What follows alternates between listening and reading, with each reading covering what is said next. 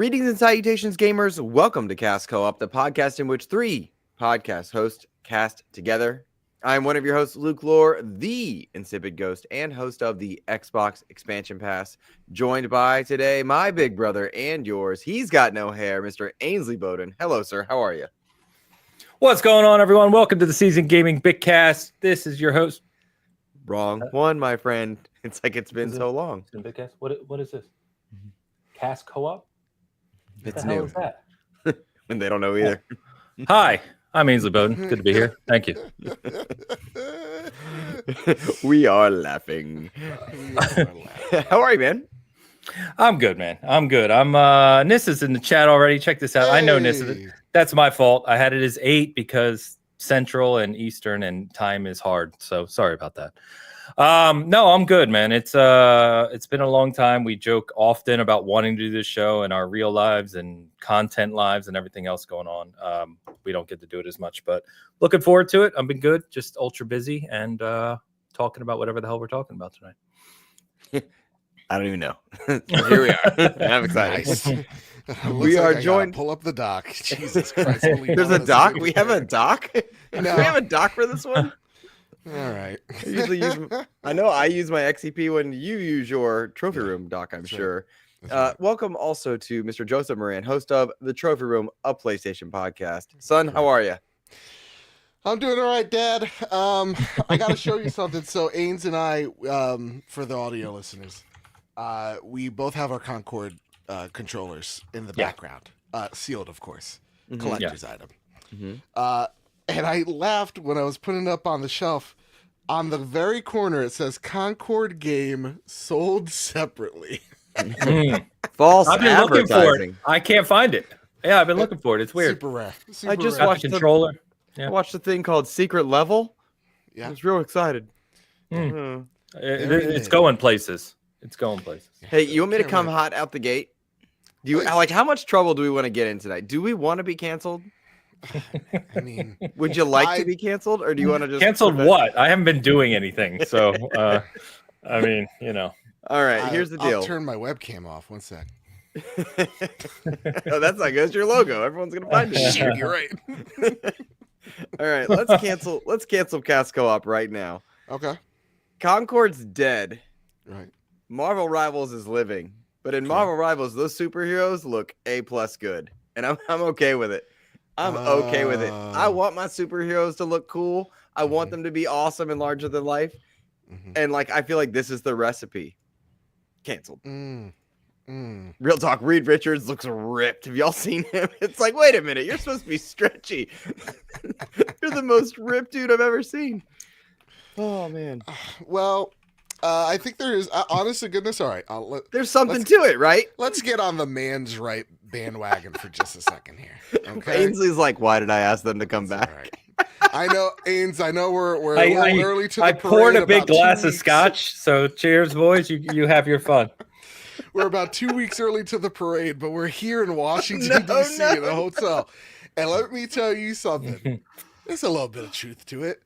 Like, I can see where Luke's getting at. I think, I talked about it on the trophy room when it first, when Concord died. It was like spoon people and pudding women. None of those characters looked good. And not like they're looking like hot and sexy. It's like nobody wants to be a grandma with a World War I, assault gun. Nobody wants that. Right. Nobody wants to be. I don't even know what the Spore guy was supposed to be. Like, none of the designs looked good. We're like, Marvel Rivals, the designs genuinely look good, and for the most part, like when we talk about like the dudes, they look heroic, right? They look like beefy. Even Doctor Strange is making gains. Some of that is dumb. It's like, some of it's dumb for like, sure. Doctor Strange, I get it why he's big. It's because he's a tank. And like, if you look at all the tanks, they're all beefcakes. Yeah, you like need to see them. Venom, Hulk, that kind of thing. Yeah, but it's like, So real quick, I'm sorry, we should explain. Ainsley, the Incredible Hulk is a superhero from the Marvel Universe. Yeah. I don't know if you ever heard. I know you don't do hero stuff. I just want to make sure you knew. Yeah. I genuinely could not care less about this game. At all. It's so weird. It's so much fun. It is so boring. No. Hold up. I listened to the episode where Aiden's like, I played half a match. No. That was Hogue, not me. I swore you said you played half a match or something. No, I played one match. I went 34. That's what it was. Yeah, 34-1. One match. And a 31 kill streak, probably against half bots. And I'm just like, Ainsley you Bowden. don't even have to aim. You just run around. Ainsley Bowden, the man who literally like sat down, was like, no, if you're gonna have an opinion, you need to play a lot of a game. You got to play all 35 hours. I didn't say the game was terrible. I said I'm not interested at all in it. No, you said it was boring.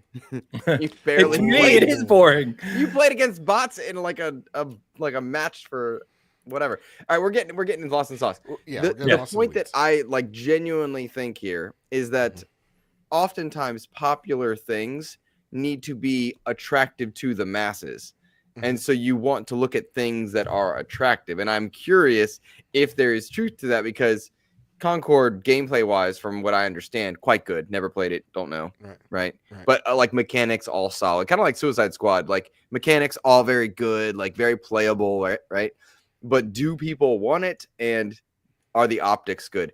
And then the reason I brought this up, like half comedically but half, in serious, is because they just announced the Fantastic Four, and I've never once seen a buff Reed Richards. And this guy's like ripped, ready to go, and like I don't mind it. I'm like, whatever, that's cool. And so I just Luke watches Thor Ragnarok once, and he's all of a sudden bisexual. I'm kind of getting tired of it. You flick too hard, damn it. It's funny because two things. It's funny because Luke always wants to talk about superheroes. Literally every time we have a conversation, he just wants to talk about it. We haven't even started our first show in 3 months. He's already talking about Marvel Rivals. It's like, we have so many better things to talk about than Marvel Rivals. I'm the direct opposite. So I always find that dichotomy funny. Yeah. But to Luke's original point, I talked about this with Nerd Chat. Shout out to Gamefire, Eric, Exile, Punk, Silk in it, Nissa, everyone hanging out. So thanks for swinging by, all our regulars. We have regulars. We're not regular. We are three. Like as a group. Yeah, it's good to see everybody. There's definitely something to what you're saying. I think that's just universally true. Sex sells. I mean, that's proven for decades. But there's obviously, I think, a whole lot of factors as to Concord's failure that are separate. I think NetEase coming out and releasing a free-to-play Marvel licensed game that's basically Overwatch, yet looks like Fortnite Marvel for free-to-play on all platforms. Yeah, it has players. Who's shocked? But I mean, who's shocked? Like, okay, duh. And for me, and you guys know the rant I'm about to go on, not rant, but the thing that just annoys me is Concord was so well polished. The mechanics were so awesome. It was fun to play. And it just did nothing because it's PlayStation only. The character designs is what you're talking about weren't great. It was $40, right? It wasn't free to play. It wasn't marketed well. So there's all those factors. It's just a shame. Like, none of it surprises us. I just think it's a shame that a game as well polished as Concord mechanically can just that quickly be destroyed by these factors that shouldn't have as much weight as they do. Yeah, I have also been. Give me 1 sec, Joe. I want to make one quick. You shut your mouth. Oh, I'm so sorry. No, you go for it. I was expecting you to carry on. Something I think is worth mentioning here, and a minor frustration I have with people who are dismissive of Marvel Rivals, to include my co-host Logan, to include Ains, your comment just a moment ago. When people are dismissive because it is an Overwatch formula, as if a lot of popular games don't, and then they attribute, well, it's successful because of Marvel. When you can look at Guardians of the Galaxy, critically, very well received, not popular, didn't sell, right? Midnight Suns didn't sell because of Marvel. There are a lot of Suicide Squad didn't sell because of DC. There's a lot of properties that are tied to Suicide Squad had other issues, but yes. Of course. But like, my point is, just because it falls under a big IP name doesn't mean it is going to do well, right? You can make this argument also with like the Master Chief's Halo show, with Horizon, Lego. Lego's big, Horizon, big, but like going to Nintendo Switch, just because it's set up by IP to be successful doesn't mean it by default will be. I think is the point that I'm making. Yes, but you called out non-free-to-play single-player games. Agree. That's a completely different model. Yeah, sure. But I think like if anybody has like the path to success, even like free to play or not, like Avengers releasing at the heat of like the MCU height, right? Like, yeah. I mean, yeah, I get it. I think it comes down to what though Ain said. It's like a variety of things. Concord failed because it was $40, because it was only a lot on of PlayStation reasons. PC, because it wasn't marketed well, and like because the game wasn't developed well. Like there's just a lot of things that we've seen, behind doors and publicly shared that's like, yeah, that's probably the reason why this game failed. It's not just because like I want to take Psylocke out on a date. No. Why why that game is successful. Game's just really fun, and it's what Overwatch used to be. Before Overwatch 2's big fumble. I don't want to take anyone on a date on my Fortnite. You know what I mean? None of those characters are doing it for me. But that game is incredibly successful because, I mean, it plays so damn well and it keeps up to date consistently. So like, there's a lot of reasons as to why games do well. And like, I do feel like some people are getting the wrong... They're reading maybe a little bit too much into it, or they're taking the wrong lessons from this, going, oh, this is why it's successful because I want to sit on Professor X's face. I don't know, whatever it is. Do people say that, Joe? Is that a thing you've heard? Why was that your example? I said it, goddamn it. He's on some of those more rare, obscure forums that you hear about. Clearly. Get off me, fat man. But my telepathy, yeah, I won't reach him. But I think it's also fair. Gene. Yeah. I think it's also fair for people like me, and you guys know half the time I'm just talking shit and joking with you, but it's also not fair to be completely dismissive of what Rivals does well, right? Sure. It's not, we can't just say, and this is coming from me, you can't just say it's done well because it's Marvel and free to play, right? No, right. There's obviously other factors that NetEase has developed well, from the gameplay to the characters to the designs, whatever it may be, that has engaged people. And obviously from what you guys tell me, and Eric, by the way, in the chat, is a big Rivals proponent as well.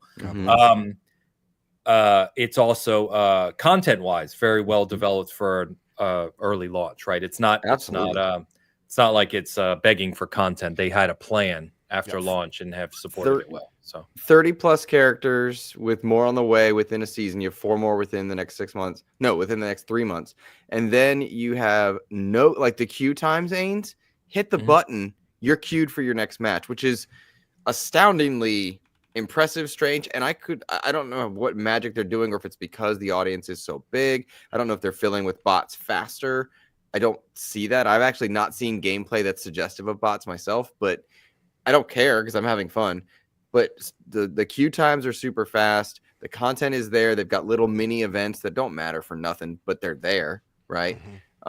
And there's a lot that is done well with it, and I hope that fans and critics and anybody alike are able to look at the formula here and say, this is how you launch a free-to-play game. This is how you do it, because they got a lot right. And that, to me, is the actual conversation that should be had, as opposed to dismissive ones. So I just felt like that was just a nice little starter one, because it mattered. There is a genuine interest in that game. I just wonder how much it'll permeate into our podcast space, because we've talked many times about not niche audiences, but like the Destiny community is not tuning in to hear what we say about Destiny.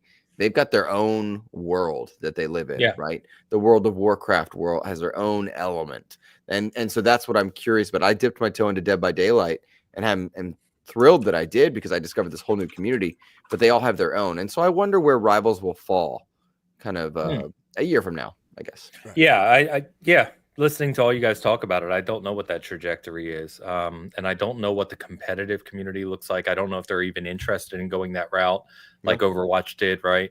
So it'd be interesting to see for sure. Yeah.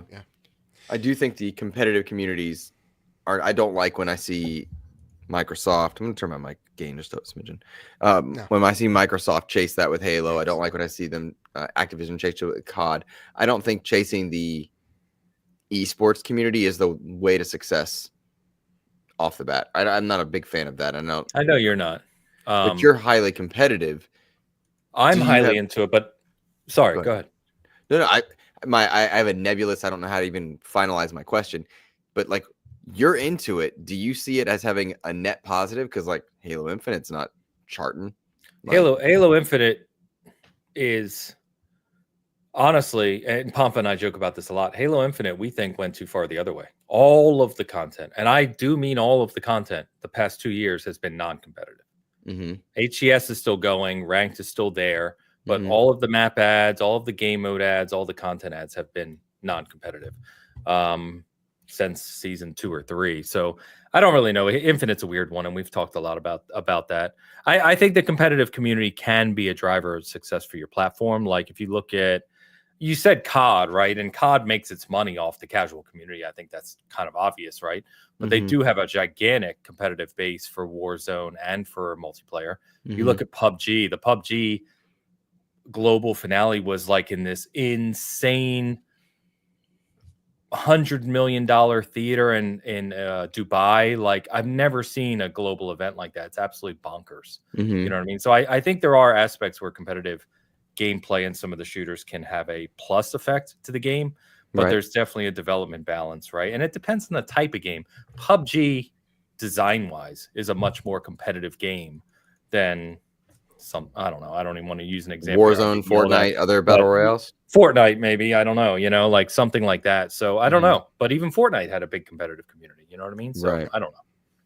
A lot of times the competitive community helps like the marketing of the game. They use that as the vehicle of marketing that game. Yeah, they're like cheerleaders basically for the game, Yeah. So hey gang, I want to switch topics. Let's do it. If we could. Have you guys seen all these leaks coming out of all these like accessory manufacturers about the for the Switch 2? The Switch 2? Go so far as the molds and the attached controllers. There's literal videos of it. Yeah, it's magnets, bitch. Like it's not a. How are we feeling? Where's the temperature in the room? Where now the Switch isn't just a gimmick. It's something that it's an audience that exists, right? The mobile sphere with like the Steam Deck, you got the Lenovo Go's. Where do we? What are your thoughts on the Switch 2 and its design? I have thoughts, but Ains kind of wanting you to go first, if you don't mind. Yeah, well, I want to ask you guys a question. I'll first answer your question, Joe. And I think it was Matt Piscatella made a what I agreed with from a thought process, because a lot of people are saying this is wild. Like they're making jokes like we're going to have the Switch before they market the Switch. You know what I mean? Because of how much we've seen of it. Basically, what Matt pointed out, and I agree with, is that one, this community that sees all these ads for these accessories and stuff is not the core community Nintendo's worried about buying the Switch. They don't see this stuff. And two, it doesn't matter who sees what, because Nintendo's going to sell every single one of the units anyway. So it doesn't matter. They're always on their own timetable. Three, someone else said, which I agree with, which is that everyone knows primarily what to expect of the Switch 2. It's almost a known quantity at this point. So the big thing is, what games is the Switch 2 going to launch with or have in its launch window? And that's what nobody still knows, right? There's the rumor of Mario Kart 9, but we haven't seen anything. So I think these video reveals I don't really care about. But what I want to ask you guys in this vein is, Nintendo has been each generation done something almost unique, right? They super successful with the Wii, not successful at all with the Wii U, which was like the predecessor to the Switch. The Switch is obviously killing it. One of the most successful consoles of all time. Might be the most successful console of all time here soon. It already is in the US. If the Switch 2 is just the Switch, but more powerful, would you be satisfied with that? I'm gonna be real with you, Ains, and I do want to just cut And I know none of us are hardcore Nintendo guys here, so this is kind of a weird conversation anyway. I lost because I'm looking for the one article for the main topic. I just want to pull up this this quote because it is important. This is from the president-elect, quoted today in an interview. Jesus. Jeff Bezos came, Bill Gates came, Mark Zuckerberg came. Many of them came numerous times. The bankers have all come. Everyone is coming. I think he just wanted to say that. What is happening? What? Sorry, it's incredibly distracting. When you get a quote like that, you gotta read it because that's hilarious. And now the rest of us are distracted. I'm sorry, guys. I'm sorry. After I saw it, I was like, "This is funny." No, so I like where your head's at because it's like it seems like every other Nintendo console is a dud, and even here it's like part of the allure when I first got into the Nintendo Switch was like, oh man, I'm playing Mario Kart on my Switch, like this is awesome, playing Splatoon, like these console games. And now I get that from the Steam Deck, and like the Steam Deck to me is like, you know, Nintendo fans, I'm not here dunking on you, but it's like feels like the adult, you know, Nintendo Switch. I'm playing The Witcher 3 on it. I'm playing Balatro, right? Like I'm playing Arkham Knight. Like Witcher 3 is on the Switch. Thank you. Oh, you're right. It's in like 360p, but you can play it. It's a potato, but you know, it's also a lot more comfortable to hold in my big giant dumb hands. Yes, the Steam Deck is way more comfortable to hold. Yeah. So you know, there's a numerous factors. That's why I'm also very curious, Ains, because it's like, yeah, I don't have any doubt that the Switch 2 is going to be successful and even very successful. My only question is it going to be Nintendo Switch OG level of success? No. And is it okay if it's not? You know, that's the only thing. Like, you know, to me, I think that's the only thing that really comes to mind, because I think we're all going to be getting one. But am I going to be spending the same amount of money on my Switch 2 that I did on my Switch?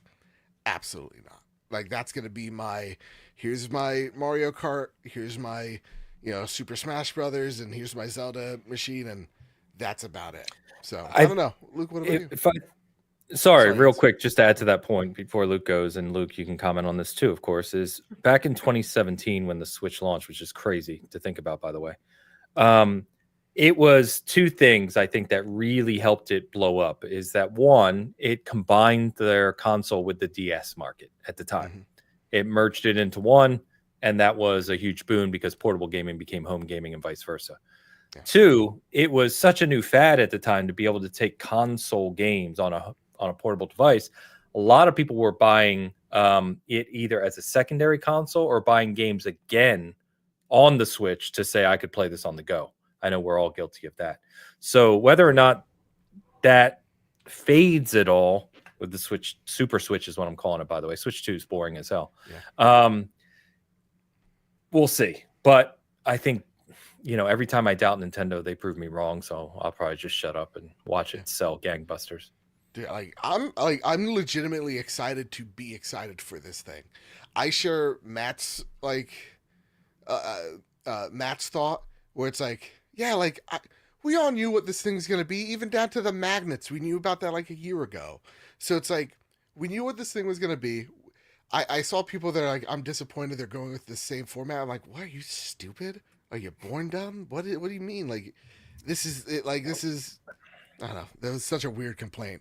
But it's like, no, this is awesome. They're making a more powerful, hopefully a larger screen Switch that hopefully is more comfortable, at least slightly, to hold. Sure, I'm in. I'm excited.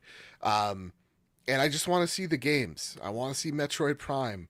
I want to see whatever, you know, Mario game that they got in the oven. So like, that's what I'm excited to see, because I already knew what the format was gonna be, or form factor was gonna be. Yeah. I just want to see the games. Yeah. Yep. Luke, what about you, you ugly son of a bitch? Well, son. Here's the thing. So first, I know we jokingly plug stuff, but I want to non-jokingly. I just put up my Steam Deck review. I had a month with the 1 terabyte OLED that, and Valve sent it to me just for our audience to know that. But I had a month with it, and this reopened my eyes, I think, to what the Switch initially did, which was, wait, I'm playing top tier games on this weird hybrid mobile element, right? And it reminded me how much I missed my Vita. Reminded me how much I loved that first and second year of the Switch before I felt like it was a toy. And that's not meant to be a diss, mind you, but like there is a build difference, I guess you would say. And eventually, like the Switch stuff just kind of did fade for me. But I have very, I guess you would say, mixed thoughts on this because every one of Nintendo's successor consoles has not done as well, right? I saw the Wii the first time. I knew I wanted that. The Wii U, not as successful. I saw the Switch. I knew I wanted that. The idea of a Switch 2 is not novel, right? Like I've played current gen games on my Steam Deck, and like my deck's big, my deck's powerful. You can play with my deck. You can see it's big. It's great. I love it. You're muted, Joe. You want to measure decks, bro?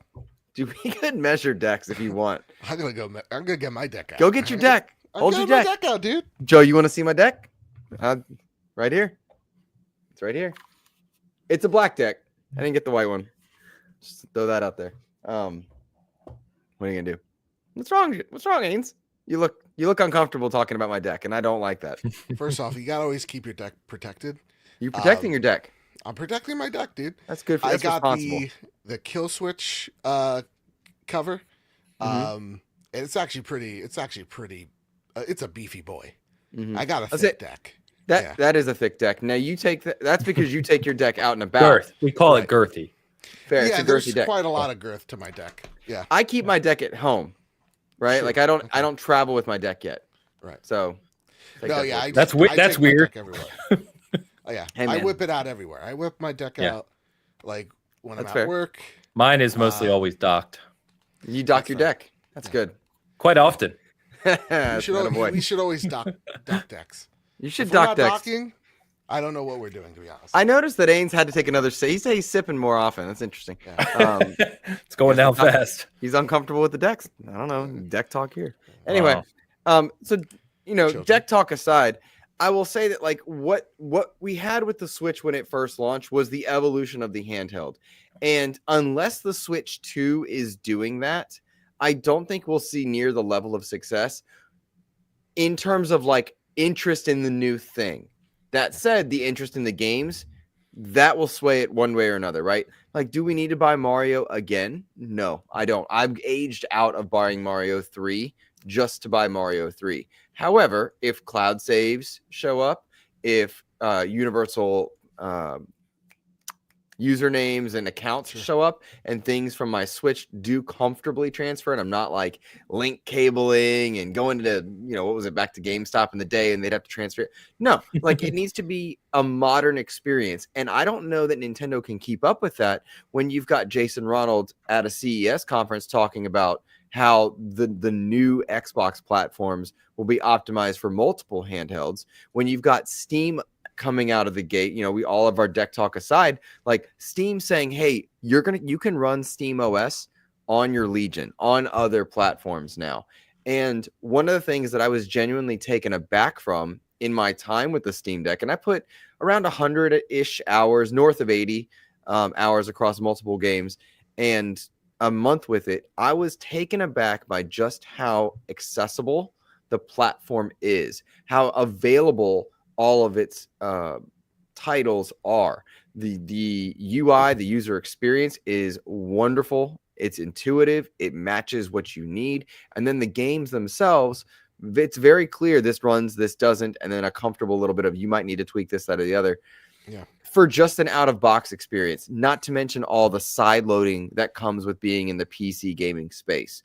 So the question will be, can Nintendo, with their Switch 2, pull an Apple and make now modern handhelds, not a generation back modern handhelds, which Switch does very well, but modern handhelds accessible for modern audiences? Or will it ride and live on the Mario name? Will it live on having a new Zelda and a new Metroid, etc.? Both are successful models, mind you. But what we expect from it, what I look forward to it, no, I want a Steam Deck or better experience now that I've done this. And that's kind of the element for me of it was like working with a smartphone. The same with working with the MetaQuest 3, because I didn't do early Steam Decks. I didn't do early handhelds, early Quests. I'm now in on a Quest 3 that is fully standalone. Give me one sec, Joe. Fully standalone. Take that deck off your face. Fully standalone, AAA titles in VR, works just fine. And now I'm on this handheld, fully standalone, AAA, travels, battery has an issue, right? So again, I need this level or better. I don't want to take a step back in order to step forward with the Switch 2. What you got for me, Joe? Show me. Look at my deck. I modded my deck a little bit, so it made it all cyberpunky. I like that. Oh. He's got a cyber deck. I got yeah. It's enhanced. It's an enhanced deck. I've enhanced my deck. Yeah, you're asking too much for Nintendo, man. That's what I think. I fear the problem is that. Yeah, no, like Nintendo is Mario. Nintendo is, Legend of Zelda. Like that's their bread and butter. They make gamers, and I think it's their presence in that arena is super important. No one can make games the way that they can. I'm kind of like a broken record about this, but like they do have the best developers in the world. They do have the best IP in the world. Their games are just special. They're phenomenal, man. Like no one can make a platformer at well, Astrobot comes pretty close, but like there's nothing like a Mario. There's nothing like a Zelda. And I think that is what gives Nintendo the leg up on the competition, which is just like no one can make family-friendly games the way that they can. And yeah. Sorry, Joe. I was going to say, I think the one thing that, again, I don't think we are the target market necessarily for the Switch 2 and Steam Deck, as impressed as I am with mine, even though I never used the damn thing. I think what Nintendo has beyond even IP and the obvious things you guys just said, especially if they carry over from the Switch properly, where you can just bring your digital library and still play your existing cartridges for those who buy the physical and all that. That goes a long way. They're in stores. You can go buy a Switch at a store, which sounds trivial. Nintendo is everywhere. They have Nintendo stores. Their global brand presence is phenomenal. Nintendo's brand awareness and the capability for them to capitalize on being the Mario machine, things like the new Mario movie, right? They have the theme park. There's just the Nintendo brand and all of their IP is incredibly strong. And the Switch, we can call it a more casual device than the Steam Deck, which I think nobody would really argue with. But it's like talking about I always go to cars because I'm a car guy, but it's like talking about a Corolla versus an M5. You're like, sure, your Steam Deck's the M5. It's higher performance. It's built better, plays things better. It's faster on the track. Which one sells more? I just think that when we're talking about the handheld market, regardless of what Valve does with the Steam Deck or, anyone else in that space, even if Xbox enters, PlayStation re-enters, whatever that looks like, I don't think they're going to touch Nintendo.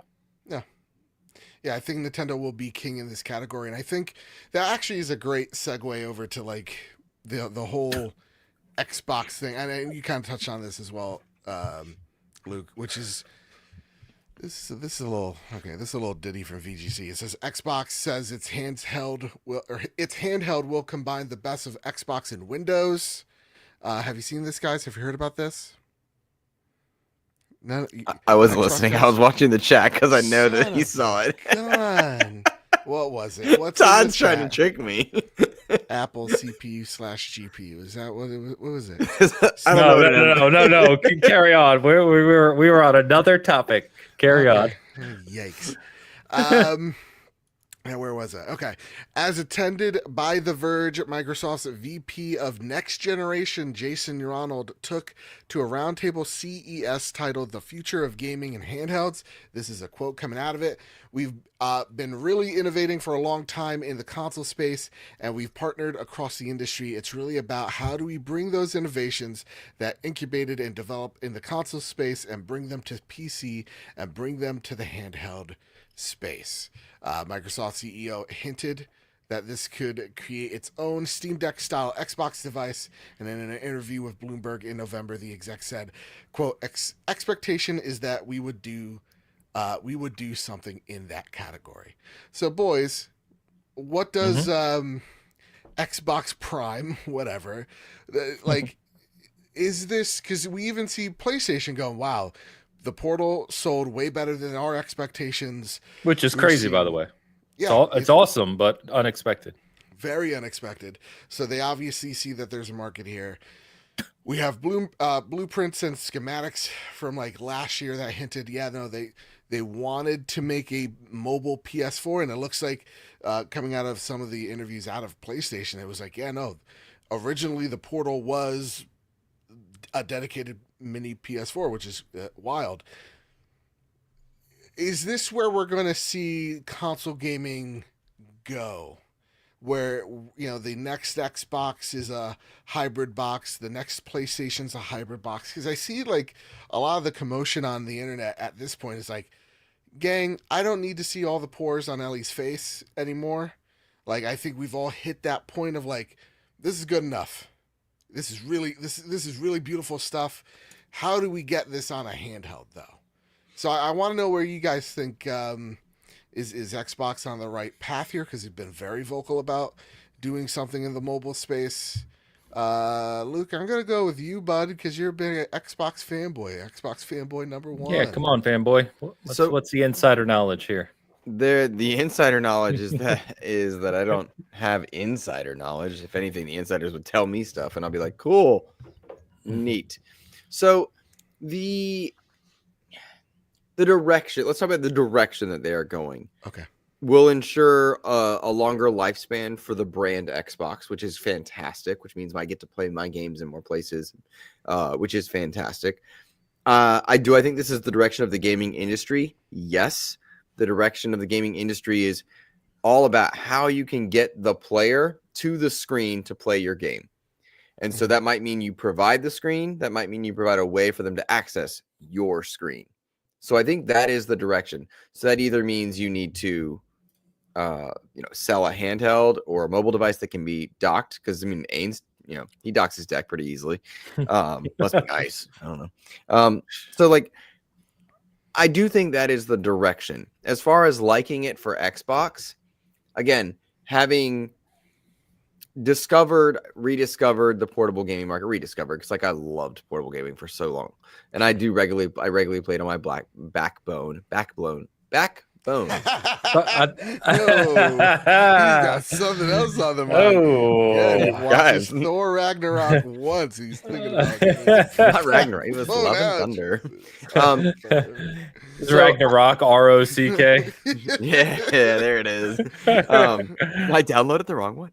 So I really do think this is the direction, and it makes me excited. It makes me excited because what Xbox proper is trying to do is be available and survive.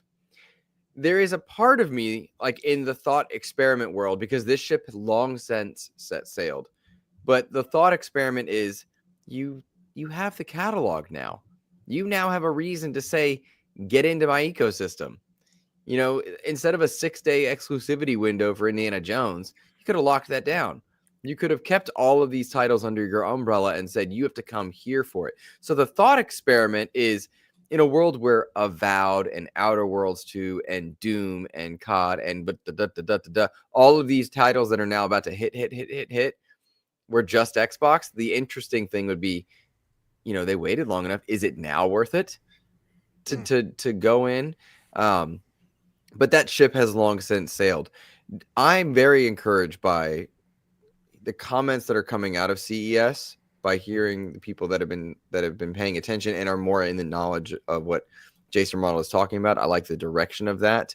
But it is difficult for me as an established, entrenched console gamer to want to leave that behind in a world where I now have to consider that 2-3 years from now, do I look at the Asus Xbox because it's more powerful and I'm going to get a few more pores on the screen? Or do I want the standard Xbox that they're providing for a great experience? Or do I want the TLC version of an Xbox where it's like, I'm not going to see very much? The counterpoint to all of this, Joe, to fully, loop back to your full question. Yeah, I think I don't think people are very interested in seeing all the pores on their characters every time.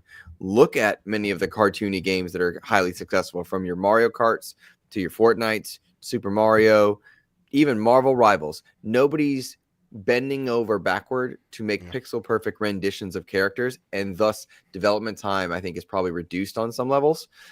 So they might have seen an era of diminishing returns for that direction of development, and I don't know. I'm just curious. So yeah. I could be, if I could be Aretha Franklin with y'all. I don't. The idea of like the Xbox going like the Steam box route doesn't excite me nearly as much as like a Steam box, or Steam trying a Steam box again. Like there's something about Xbox doing it that doesn't excite me, but like if Steam tried to again, for some reason I'm a bit more open-minded, and maybe that's because I've really enjoyed the experience on the Steam Deck so far. But I think what excites me out of the Xbox camp is hey, we're making a handheld, and we're being upfront with you guys. We're working on something to get mobile off the ground, because I feel like that really excites me. Like PlayStation, as soon as the PlayStation mobile thing comes, that's probably going to be my preferred handheld right off the gate, because that's my preferred ecosystem. That's where all my games are.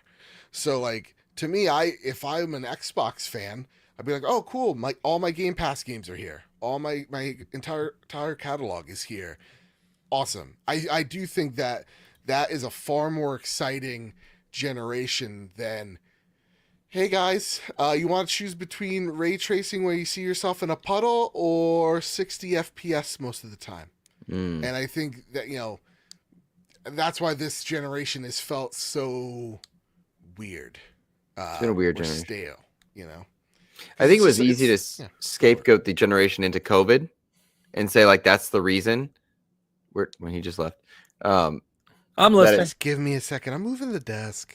I think it was easy to scapegoat the generation of like maybe game development was delayed for COVID or whatnot. But more and more, I think now we're seeing like we're still having to choose between 60 FPS, 120 FPS, and ray tracing and that, and like all of these. Not on the PS5 Pro, my friend. I think they took away didn't they? Remedy and a bunch of others had to build in the option to turn it off. Not a console dig, by the way. Like, I'm not upset. I'm not a pixel counter. They were lazy. Yeah. Who was lazy? I'm asking. Well, I don't want to get us off topic. Remedy was lazy, or the devs just threw PSSR without optimization and assumed it would. Yeah. So that's a whole different topic. But yeah. I see. No, I see. And I was curious. I think there's a diminishing return in pixel chasing. Yes. And that I think we're running into. I will say one of the things that's interesting about the direction that Microsoft is going, and then I'll hush for a moment. Why does Joe look like he's green screened now? Yeah, Joe, you look very strange, and you're muted. I'm just sitting down now. I know, you look green screened. I don't know why. Play with his deck. Now he's got to rest. Exactly. Got some Gatorade on me. Something to think about as far as the new direction of Xbox, as well as the Steam Deck and everything else. I got something for you, Joe. I got something for you. Don't you worry. My wife said, "Bring your autism." What? I brought it. Don't you worry. What do you mean? I don't know what you're talking about. Carry on, Lou. Come on, don't let him distract you. Come on. Oh, well, I was eating popcorn with my chopsticks. I don't like touching it with my fingers. What? Sensory. My wife was like, "Take your best A game there." I hate him, dude. I know you would hate it. She said, "Show Joe your autism." This episode. Here we are. Help. Man. Help me. Usually when someone tells you something like, "Oh, hey, you're like, oh, I have autism," like it opens barriers. Like, oh, that means it did. I understand. Now like, I'm out and I'm awesome. telling people now. I didn't. And now it's like, people. but like it somehow just made him worse. Everyone else, it's great. Luke, it's just enhanced his annoyance. Todd says Luke eats pizza with a fork and knife. Yeah, I don't want to touch it with my fingers. Are you kidding me? A fork and knife? Ew. Yikes. All right. So, we're losing watchers. I think it's the funniest thing. Ains wanted this, by the way. Let me loop back to the actual point that I was going to say. Sure. So, as far as the Steam Deck and the Steam OS and being on other platforms, as well as Microsoft making their stuff available, what has inadvertently happened, or they knew this was coming and just decided they were cool with it until they weren't. Steam and Microsoft are now on a trajectory to clash, because they're providing their operating systems and optimizing their operating systems for other devices, meaning you can access their libraries on competitor devices. This is counter to the consistent things we kept hearing of a merged gaming space, where even everybody kept talking about, well, Xbox and Steam, will you be able to play your Steam games on your Xbox and vice versa? So the direction for me is like, okay, are Steam and Microsoft now going to start butting heads? Because Steam has been the biggest console space supporter of Steam. What will happen now? And I'm just fascinated by the direction they're now going.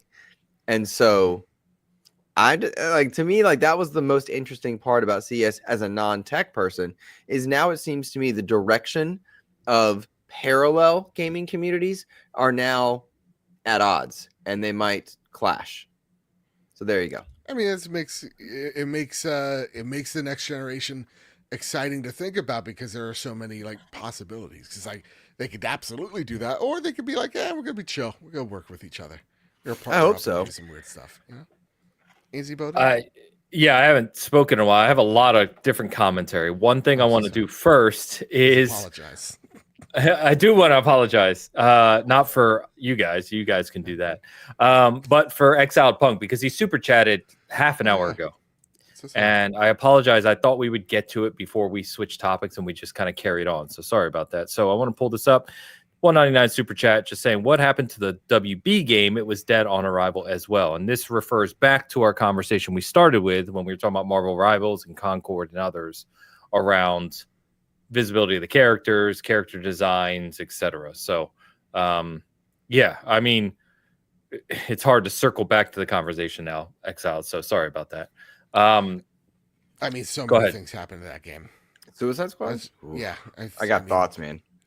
So many. I know. And it's funny because I know we've talked about that before, and I really like Suicide Squad, but I also went into that game with the expectation it was a looter shooter. I'm not an Arkham guy. Whereas, again, Luke is complete opposite, adores Arkham, and really preferred they stayed at least somewhat in that vein, which they didn't. Than they just honor the history. They did not do that. Yeah. So, yeah, there's a lot of different things. I think, honestly, with a lot of those big failures we've seen from Concord to Suicide Squad, etc., there's multiple factors at play. It's very easy for the grifter crowd to say, see, we told you the design sucked, or it represents trans rights and it failed because of it. It's like, not really. I remind people all the time that Apex Legends is literally one of the top 5 biggest games in the world. And it is probably the most inclusive video game on the market. It literally featured a trans character for an entire season and promoted it with video on their homepage, everything. So Blood Hunter was non-binary long before it was literally at launch. Yeah. So I mean, it's not that. It's really other factors. This loudmouth grifter audience is a tiny, tiny little section, terrible section of the gaming community. So but anyway, the point being, there's usually a lot of factors at play. Everything from designs matter, to Luke's point. I think there is an audience to that, but there's also timing, pricing, launch schedule, content delivery, there's marketing, there's all kinds of things that go into success. So, sorry. Yeah, go ahead. You go in. No, I was just going to apologize for getting to the super chat late. And if you didn't know, we found out Exile Punk lives like 20 minutes from me. He's like right in my area. So shout out to my fellow Kansan who's dealing with snow and ice like me. Nice. And what are your thoughts on like the Xbox, maybe even PlayStation, like mobile route? Sorry. So they're going for. Yeah, there's a lot of different thoughts here. So you know me, I could talk for hours about this shit. So I'll try to be concise. So let's start with. Is there a lot to? Well, I think the most interesting thing to me as a tech guy, a lot to unpack. Damn it! I think the most interesting thing to me as a tech guy who again works in this space directly, not in gaming but in the space, is what Luke was ending on, which is okay. So Jason Ronald, who we all love, right? Jason's awesome. Never mind. No. He's a wonderful human being. Fantastic. I had a great interaction with him. Seriously. Reached out to me. Wonderful human being. Yeah. And ridiculously sharp. Like he knows his stuff. So his commentary around where Xbox is heading, and you think about like an Xbox operating system and a potential portable and where that lives, like they've been kind of dancing around and half driving towards this model for a while. We've talked about it here extensively, et cetera, of where Xbox wants to be on every device. I think to your latter point, Luke, that you were talking about, where it really starts to get interesting is, okay, so it's easy to say you want to be everywhere and you want to be an open kind of platform and still have this Xbox ecosystem, right? Mm-hmm. There are so many layers to making that work successfully in different areas. It's almost immeasurable. And I think one of the ones that becomes a real challenge is exactly what you said, is that, okay, Steam has already created a portable and Valve is making a Steam OS to be able to run on other devices, right? Mm-hmm. So suddenly if Xbox goes that same route and PlayStation, usually a little behind the curve on these things, but let's say eventually they do go that route and PlayStation IP strength or brand strength is stronger than Xbox globally. Now you've got a competition of, okay, I am either playing on my phone or I'm playing on a third-party device. Right. Just pick one, right? Where do I live? What do I want to install as my operating system and my ecosystem primarily on that device? And that one becomes a challenge because then you get into, okay, what does the ecosystem offer? What unique benefits am I getting for siding with PlayStation or Xbox or Valve or anyone else for that matter? But further down that rabbit hole, you get into what you also said, Luke, I think correctly, is that it's weird to think that one of the selling points in that world where you're trying to get people, forget the console, forget the device itself, where you want people in the ecosystem. One of your selling points there is content. It's your primary selling point, right? Mm-hmm. It's content and then features. We already know Xbox has turned that corner. Yep. We already know that they're not reserving their exclusives for their ecosystem anymore. And in fact, it feels like they're going the other direction where they're going to even more broadly share their IP with everyone. Mm-hmm. So which will give them enough money to buy Take-Two. That's a whole other thing. But it's just a really interesting conversation. And for once, usually I have, or at least an idea, and I'm wrong all the time, but at least mentally I can picture where they're driving towards. I'm actually struggling with Xbox now because it seems very grandiose, but disjointed at the same time. Mm-hmm. You supposedly are going to introduce new hardware in 2026. That's a rumor. We all know it could be complete bullshit, but it feels like the cadence is probably somewhere in that line, right? What is the incentive? You already know the Series X and S didn't really hit or rejuvenate the Xbox console platform, I think, the way that was maybe hoped. And that's not, if I may, those are very well-designed consoles. It Fantastic consoles. Right. Yeah. Not a testament to poor hardware in any way. No. Nope. Or even poor software. No. Not enough software. Content. Yeah, it's just... that's a question mark already. So then you turn that corner and you answer the next question. Okay, what are you incentivizing from a hardware perspective, right? And maybe they've just resigned themselves to say, we have to have a console. It's a piece of the market we want to be in. We've said we're going to be in it, so we'll be in it. And maybe they don't have expectations of what that's going to be. But I promise you, as a corporation that is so under the microscope for profit and revenue margins, there's got to be something there. There's someone is going to ask questions around what those sales are going to be, and there will be expectations, right? So, but now you're moving into, but you don't need the console. You go the OS route. So now you open yourselves up in terms of global potential user base, but you're opening yourself up also to broader competition. Valve is not in the console space, right? Valve is a very big competitor. Obviously, they're the biggest competitor in the PC space, but they're broadening out as well. And they have a lot of money and power to do so, obviously. You also open yourself, as I said, from an ecosystem perspective already of like, how are you incentivizing people to be in that ecosystem? For years, we talked about Xbox having the best online services, and I still think they do, right? They still have cross-play over Xbox and PC. They have cross saves. Everything is there, and I love it for that. It's one of my favorite parts of the Xbox ecosystem. But what do you do when the other players offer that as well? When cross-play is standard, when cross-save is standard on an industry basis, what are you incentivizing to be in the Xbox ecosystem? If your games can be played elsewhere, your achievement system is now, I would argue, second tier, right, to trophies. I agree. Even if it's not, I mean, it's more simple to understand. The trophies are. Well, I think they certainly haven't evolutionized. Evolved is the word you want. Yeah, I know, but I was being sarcastic because they revolutionized stuff with achievements. They didn't continue that evolution with achievements. But like, I look at Xbox and I'm thinking, okay, let's say we're 2 years from now, beginning of 2027, they have a new console in the market. They're starting to play in the mobile space. For people who aren't Xbox diehards, like maybe me and you, Luke, or Joe to a lesser degree, or our, all the friends we have in the Xbox community, what's the incentive? How are you incentivizing people for Xbox to be your primary gaming platform? I don't think they have. In fact, as a content creator, that's something for Xbox specifically. I get asked that a lot. What's the incentive? And in XEP's lifespan, it's been 5 years of XEP.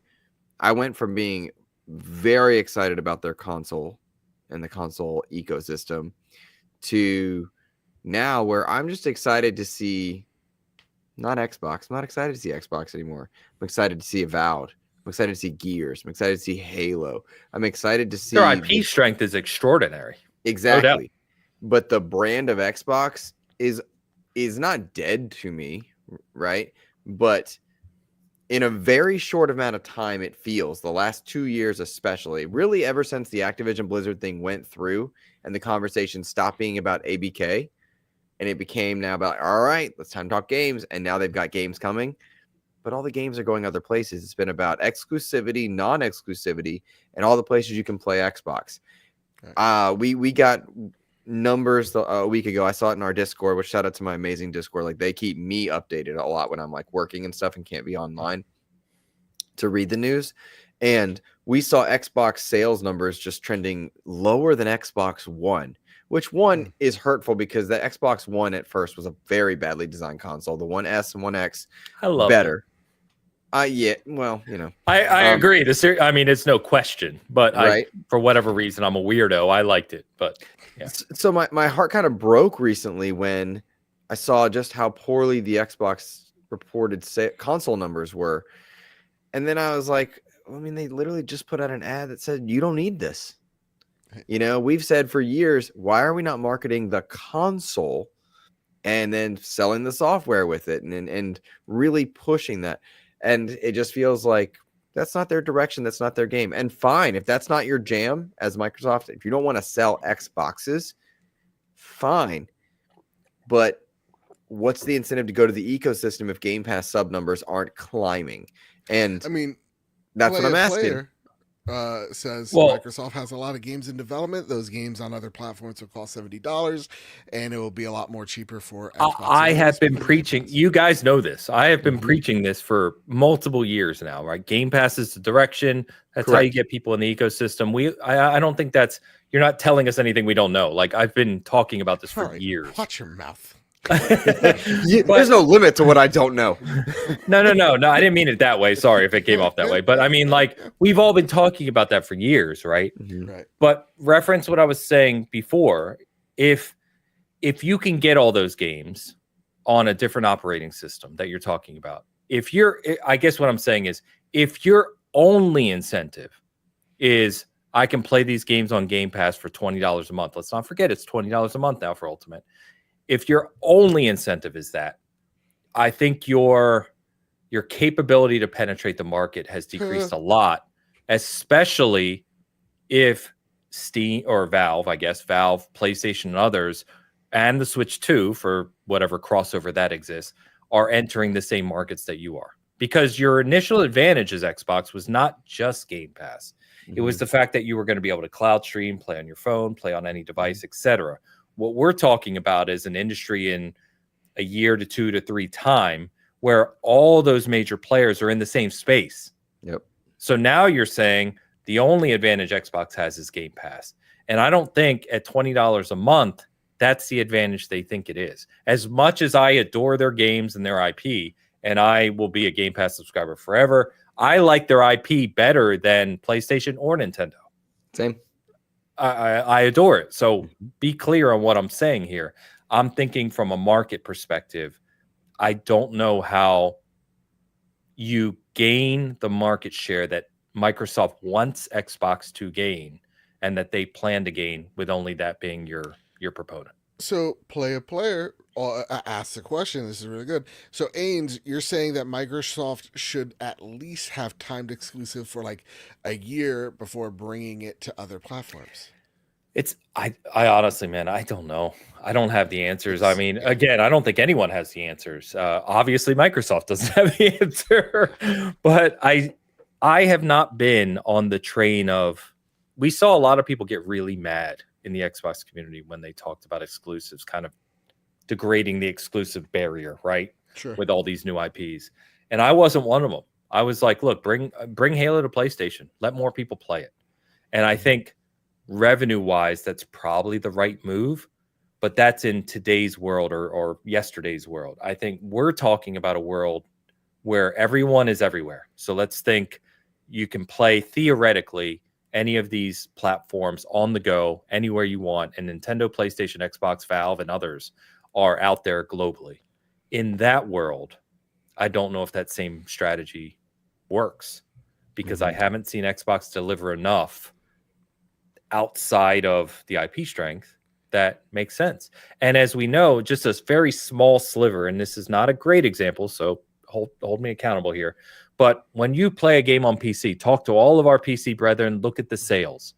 When a game is on PC for sale, there will be people who will literally ignore Game Pass and wait for it to come to Steam.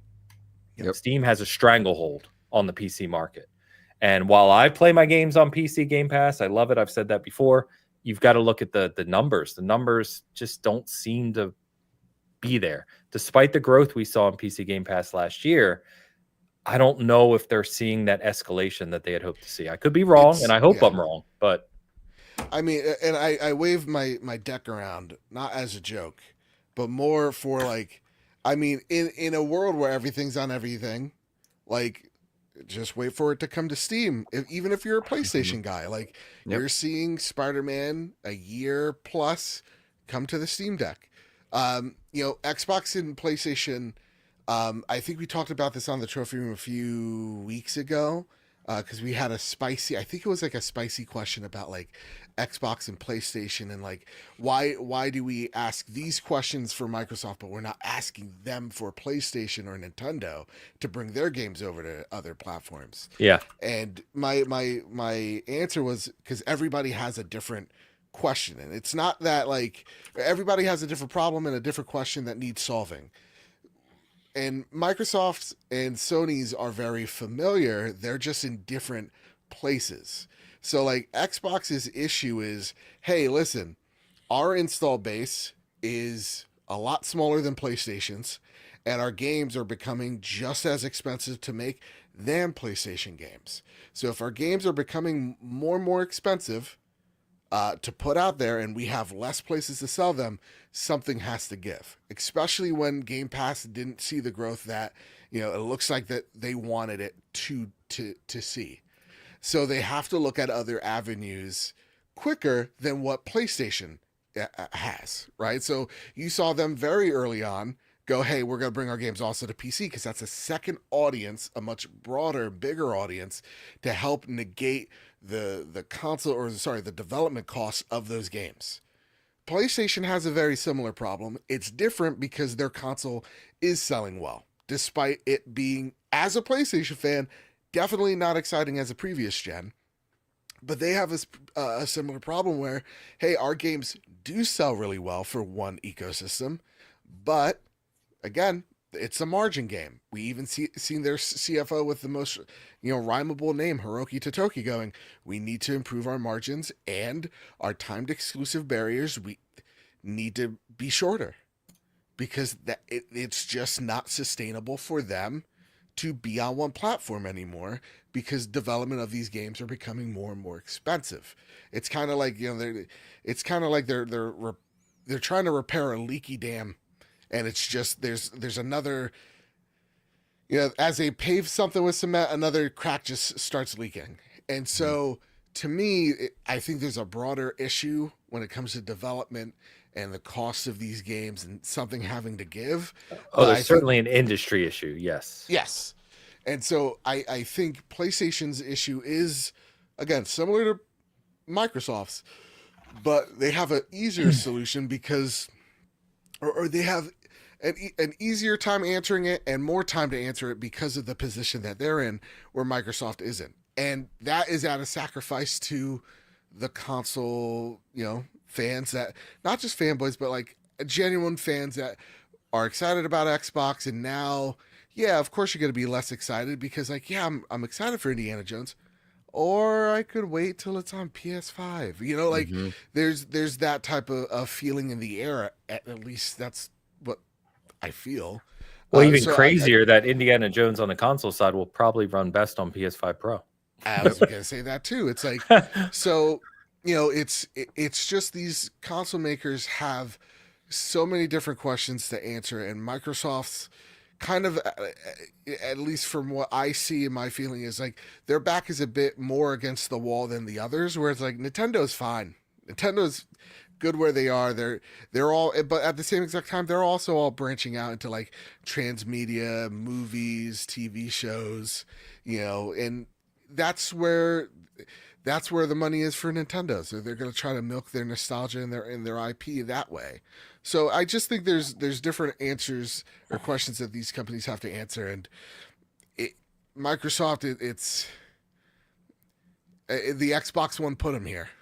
Mm-hmm. And they're still like, it's kind of like Jason Schreier got a lot of shit for saying a quote somewhere along the lines of like, depending on the month, like even Xbox doesn't even know where they're going. It's like they're in a very uncomfortable spot. They're all uncomfortable, but like Microsoft's seat is the hottest at the moment. And it's so weird to say all that because out of all three of them, they're doing the best in terms of like financials. But it is being propped up by ABK, and that is influencing the culture at Microsoft going, dude, if I'm Satya Nadella, I'm like, what the fuck, even an Xbox? Just put the games everywhere. I'm making so much money for Call of Duty being on everything.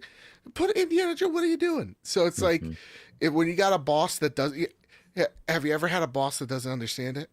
That's every day. With. Yeah. That's what they're dealing with. A boss that doesn't understand it, also very intelligent and going, we're a software company. Why the hell are we limiting our software reach? And if you're a businessman, what do you want to, what are you going to say about it? I think you guys know I've been very vocal about Xbox in particular for years now about their direction and why they're doing certain things. And I don't know. It's a weird time. I know you kind of said it. for all of them, it's just a weird space where technology is going right now, and the changes that we're going to see, I think, in the next 5 to 10 years in the gaming space will be even more drastic than we've seen ever before. And I don't know. I have no doubt, right, that I want to be super clear, because people always take things we say, all of us on our platforms, this show, whatever. Sure. It's like, I adore Xbox. Whatever their next console is, I'm going to buy on day one. I'll be at a freaking midnight launch if they have them available. Yep. You know, I love this stuff. So it's not that I am saying anything negative in my perception. It's just being realistic around expectations and understanding the direction they're driving.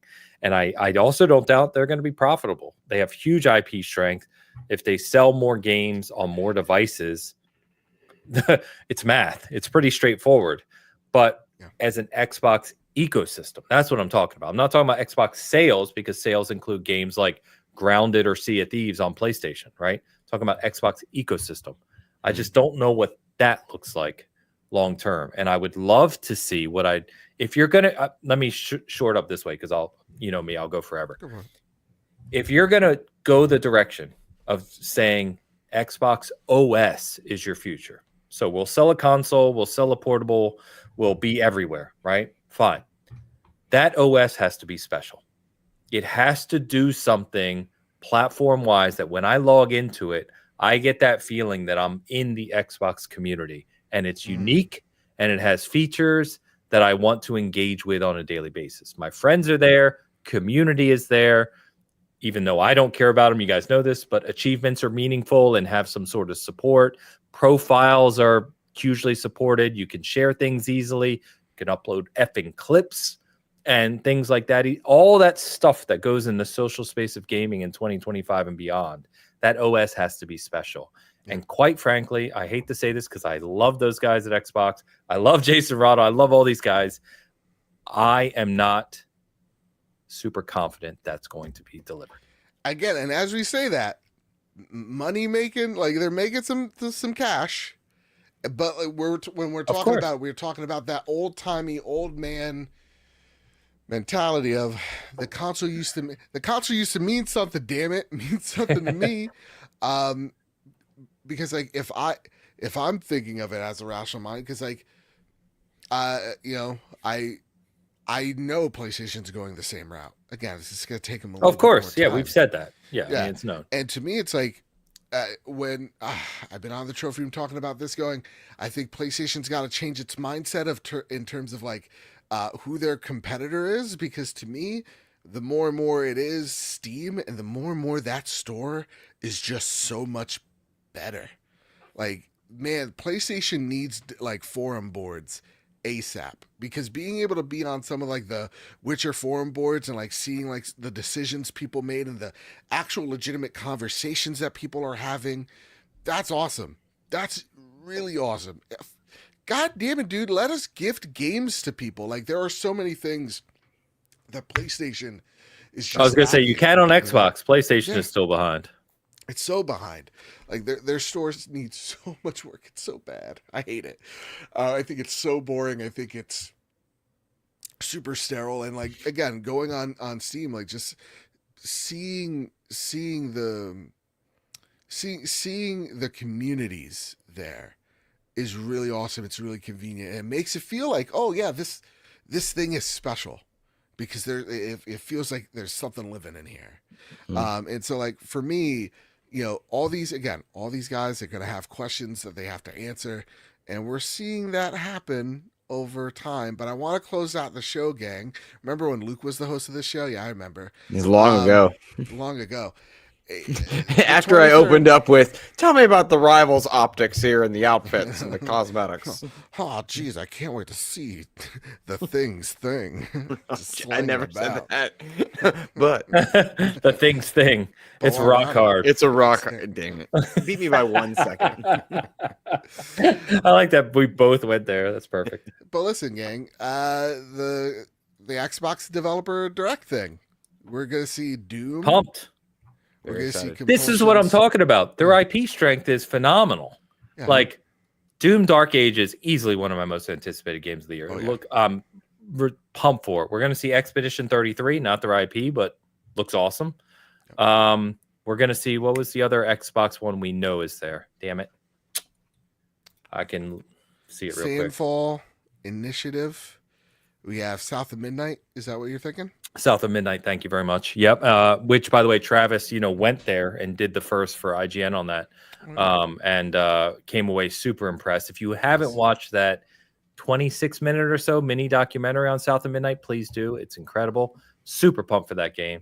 And then they also said that they're showing a new game, quote, new game as well. Oh. Yeah. So people are speculating as to what that is. What do you think the new game is? Well, there's rumors. What I've kind of been hearing is there's rumors that it could be the Oblivion remake. Okay. Well, who knows? The other thing that we haven't seen yet, I think that it'll wait for their summer showcase personally, is the big game from oh, for God's sakes, dude, it's late. I've been drinking. The Bethesda Online, who make ESO. There you go. Okay. You know what I mean? They're online development. They've been working on a big new IP for years. Oh, really? And it apparently has been, blowing people away. So I think that one's waiting to debut. I don't think we see it here, but I honestly don't know. Obviously, I joked it would be the Halo CE remake. It's not.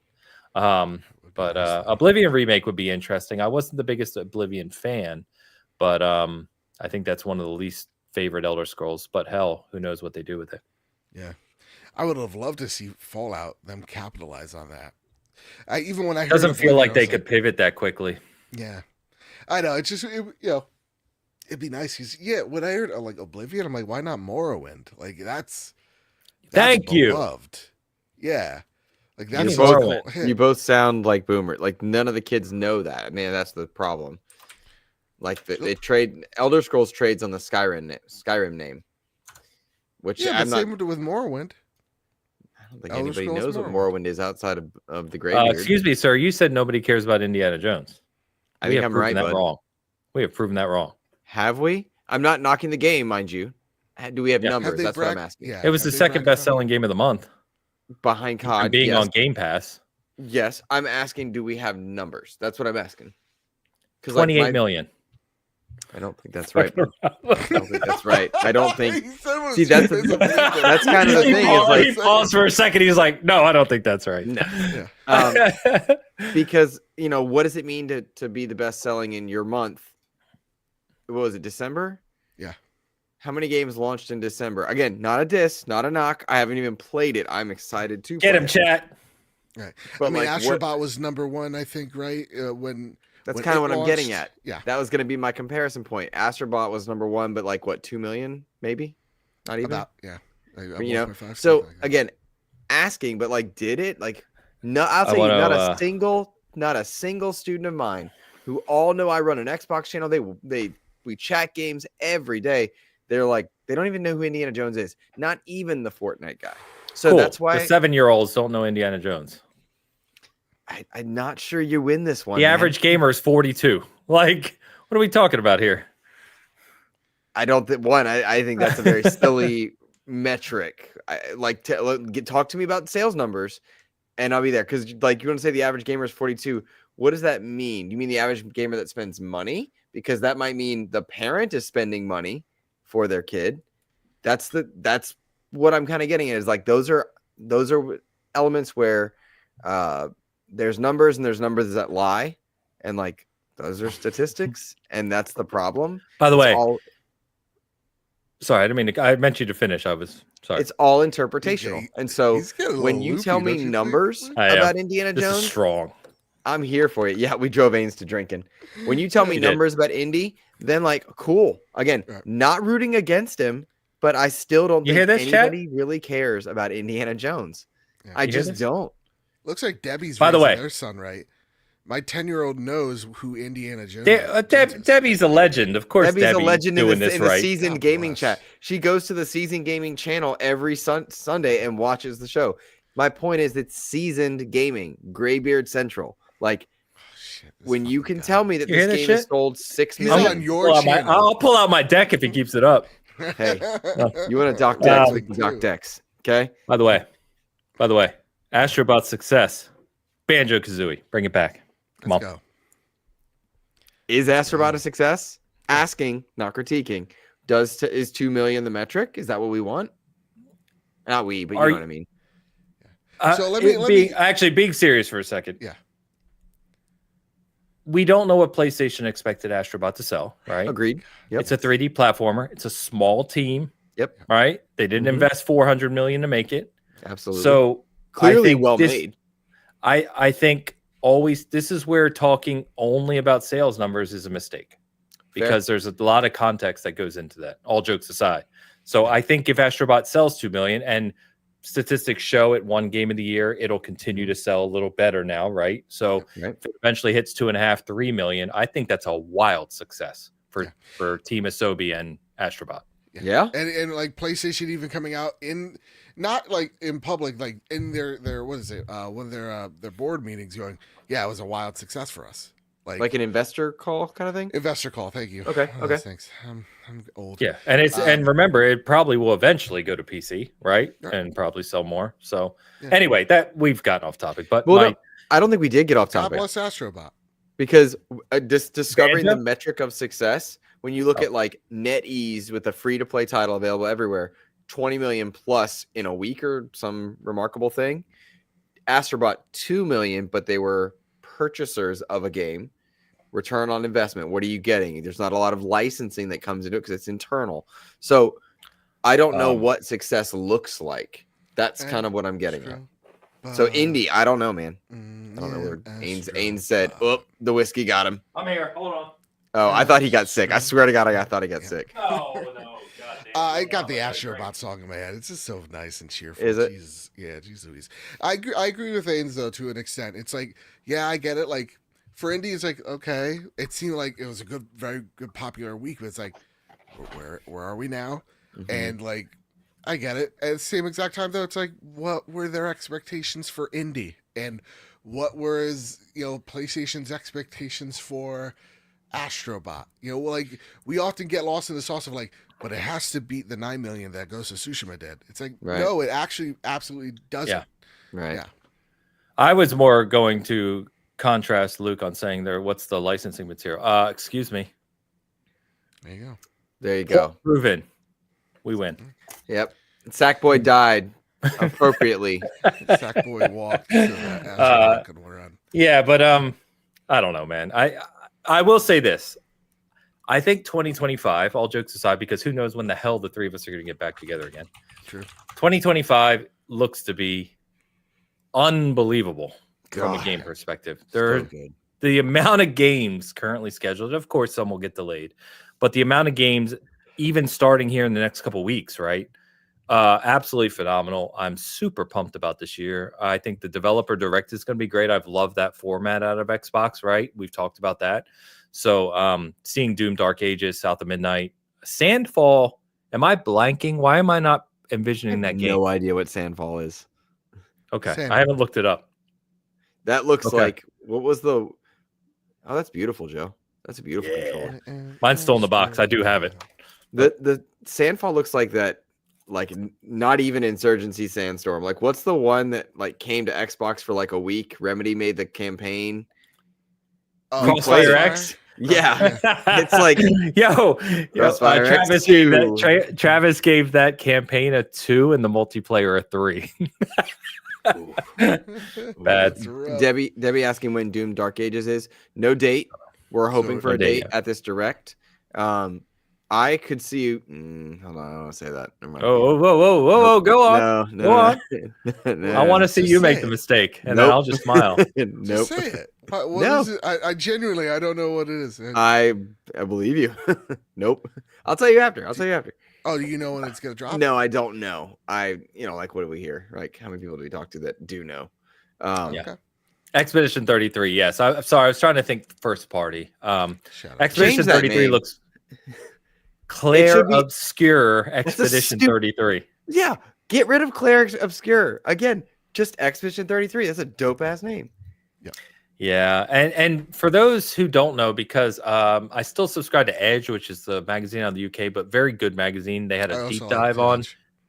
on Expedition 33. That's actually a small team making that game. I think they were surprised at how much press it's gotten since they debuted it. So I'm trying to keep my expectations in check because it looks phenomenal, but I also need to understand, I think we should all understand, it's a pretty small team making that game. It's not a Final Fantasy sized team. So yeah, we'll see. Oh, that's pretty sharp. Yeah, Is that a custom case? Yeah. When Nice. I say I edge, I'm edging right now because I got the PlayStation Yeah, Edge. yeah, it's gone purple. You edge so much. Yeah, dude, I'm gonna go blind. But we'll see what this other game is. So obviously, maybe we can come back in a few weeks for real after the developer direct and talk about it. That'd be great. Would you like to do it like February? You think early February? Yes. Yes, that would be after the developer direct. Very good, Joe. Nice. But like, let's see. What do we? That? I have 2 questions for you guys. Yes. Well, hold on. I just want to point out how much we have on our own channels. There's so much to talk about. Yeah. And I want listeners of Cast Co-op who, legends, if you've been with us, because we're so inconsistent timing wise. But there is so much arriving in the month of February for that channels need to cover. Monster Hunter's late January. Kingdom Come Deliverance 2. No one knows about that. February. Kingdom Come Deliverance 2 starts the month. Monster Hunter Wilds is the end of the month, the 28th. You had Shadows, which now has moved to March. Yep. But there are a few other big games, Avowed and Pirate Yakuza, I believe. So excited for Avowed, by the way. Yeah, for sure. Eternal Strands is another one. Yep, good call, Nissa. Yeah, so there's a few others I'm forgetting as well. But yeah, February is gigantic. Yeah. I can't wait. What's Monster Hunter? I'm actually not bummed about like the Assassin's Creed. I told you 28th. It's the end of the week. End of February 28th. Yeah. I was in my mind thinking January, and I was like, "Oh God." No. Go eat with your chopsticks, you dumb son of a bitch. No, it's I'm sick of this guy. Yeah, I'm actually not bummed about though Assassin's Creed at all because Jesus, I hate him so much. Because like it just gives me more time to play all these games. That said though, like the last little thing. What the is going on at Ubisoft, man? They delayed it again. They delayed Assassin's Creed to March 20th, right? March 20th, yeah. The hell's going on there, guys? Man, we've go ahead. Steven Totillo, shout out to GameFile, put out a whole article today, and I haven't read it yet.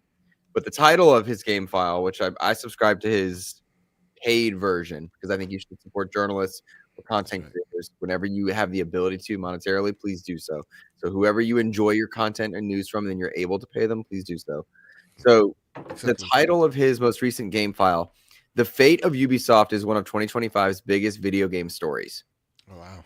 That's weighted, right? And that's not like thumbnail clickbait. That's not how his stuff works. This is a big deal. And they have twice delayed Assassin's Creed. They botched the launch of a Star Wars game. Mind you, everybody's saying the updates are fantastic. I've gone into Outlaws, and I really like it. A lot of the stuff that was. Of course, you really like it, Luke. It was Hoag's Game of the Year. No, that stick with me because oh my God, I'll light a fire under that, man. God, I will tell you, like hearing all the things that company has done to fix that launch, fantastic. But that's not a mistake Ubisoft would have made when it was, I forget the company trying to buy them. It's on the tip of my tongue. Years ago. Years ago, that put pressure on them. Vivendi, thank you. Yeah. Vivendi, when they put pressure on Ubisoft's quality upticked sharply. And it was fantastic. And I looked forward to a good Ubisoft game. I didn't care that it was formulaic. I knew what I was getting. The problem is they rode that horse so fiercely that it died. Its legs gave out, right? They true gritted it to death. It's true problem. I think the problem is, I was actually listening to Jason Schreier's new book. Was it Play Nice? And I like one of the quotes out of it was like, this industry works in trends. And I think this trend chasing of like, let's go after the games as service gas games. I think that has hurt. I think that's been more devastating for these companies, more so than like the Call of Duty chase, where you're making 100, 200 plus $1 million games that are supposed to be these forever games. And so when you have, Jesus Christ, the pirate game that doesn't work out for you, Skull and the Call of Bones, Duty, yes, the Call X of Duty, Defiant. X Defiant. Now you're gonna help me with this one. Their battle royale game that doesn't come off the ground. Hyperscape. No, that was that it. Yep. You're right. Roller Drome. Like, look at all these games that are Roller, games of not services. Roller Drome. Not Roller Drome. Sorry, what's Roller Drome's the PlayStation Roller one. Champions or something? Yes. Yeah, there you go. You have a Ghost Recon game that just is dead on the vine. You got the weird NFTs that you're chasing. Like, just all those things are the things that are sinking. You had a terrific game with, with The Division, and you could have built on that. Instead, you wanted to do this weird trace the trend of an extraction shooter, which the only one that's been able to do it successfully is Tarkov. And so it's like you have all these trends you're chasing instead of going, hey, what's the thing we do really good? Oh, action adventure story based games. How about we double down on doing that because we're really good at it, and we get some teams that are experimental, small, that can make us a multiplayer experience that could maybe be something for a couple years down the line. I don't know, like a Rainbow Six Siege. Like, maybe we revitalize that. So I think that's the reason why Ubisoft's in their shitter. It's not because they made too many Assassin's Creed. That's the thing that's keeping them afloat. You dumb idiot. Think with your and it feels like they tried to make that shift too late. I mean, they also have other problems of their compensation model. I mean, they have all kinds of problems. So to our credit, and not to pat ourselves on the back, we've been talking about this for a while at BigCast, and this is where Hoag's really good, right? Despite his strange opinions at time, which Luke loves on games. He's really good from the amount of messages you get from me every bitcast. Ains, what's this guy talking about? God, it makes for fun. Travis gives him enough shit about it. Sorry, Roller Drum, fantastic game. Roll 7, no longer with us. Rest in peace. Oh yeah, Roll 7. Yes, correct. Developer. But from a corporate perspective, right, when you're talking about corporate mergers and stuff, like Hoag has a lot of great insight here, and we've been talking about this for a while. And essentially, what's happening, right, is their financial structure is untenable. It can't continue, right? So they've got a couple options they're exploring. They're looking at their IP strength. How do they extract the most value out of their IP, right? Assassin's Creed is their most valuable IP, period. That's why last year we heard them pivot, or maybe 18 months ago, say they're going to invest more in core IP, including Assassin's Creed. They have 4 AC titles in the works, let's remember, right? So, but Shadows is clearly the biggest. It is their core Assassin's Creed game. And by the way, when like Luke and I and others were at Summer Game Fest in June, I sat in with the producer on Assassin's Creed Shadows. It looks fantastic. Like, I'm still very bullish on this game being incredible. But I think essentially what they're doing, right, because a month delay is nothing. That is literally polish time, nothing else. Mm-hmm. So I think what they're doing is they're taking, it's 2 things, just my opinion. One, they're taking an extra 4 weeks to continue evaluating their IP strength and how they extract the most value out of it for a potential buyer or merger. 2, they allow the dev team 4 weeks of additional polish to make sure that Shadows launches in the best possible shape it can, because it launching well and selling well only increases that potential value, because they can say, look, even against whatever circumstances the company is facing, our latest Assassin's Creed game launched and sold 300 million in the first week, whatever that looks like, right? So that's kind of what's happening. Regardless of how Shadows sells, I don't think like there is no golden bullet from Shadows to be able to stop what's going to happen or prevent what's happening at Ubisoft. And that is going to be some sort of restructure, whether or not that means an investment from a third party where they then fund a restructure and there's a profit sharing model built on top, or there's a complete buyout where Ubisoft attempts to retain the development rights for their IP. That's what they tried in the past. That gets really hairy. So I don't know. Something is going to give with Ubisoft this year, and it's going to mean a lot of people are going to lose jobs. You can put me down on the record for that one. I have a question. Sorry. Yeah, go, Joe. I just got a little question. I don't know what's in the voices. I'm going mad. So, like, who would? I'm the one drinking. Apparently, I know, right? Jesus Christ, what am I on? Touch my deck once and I'm all over the place. Ladies, it's a good-looking deck. It's a good-looking deck. It's strong. Solid. It's healthy. Yeah. Luke's mom praises it all the time. All the time, man. Whoa.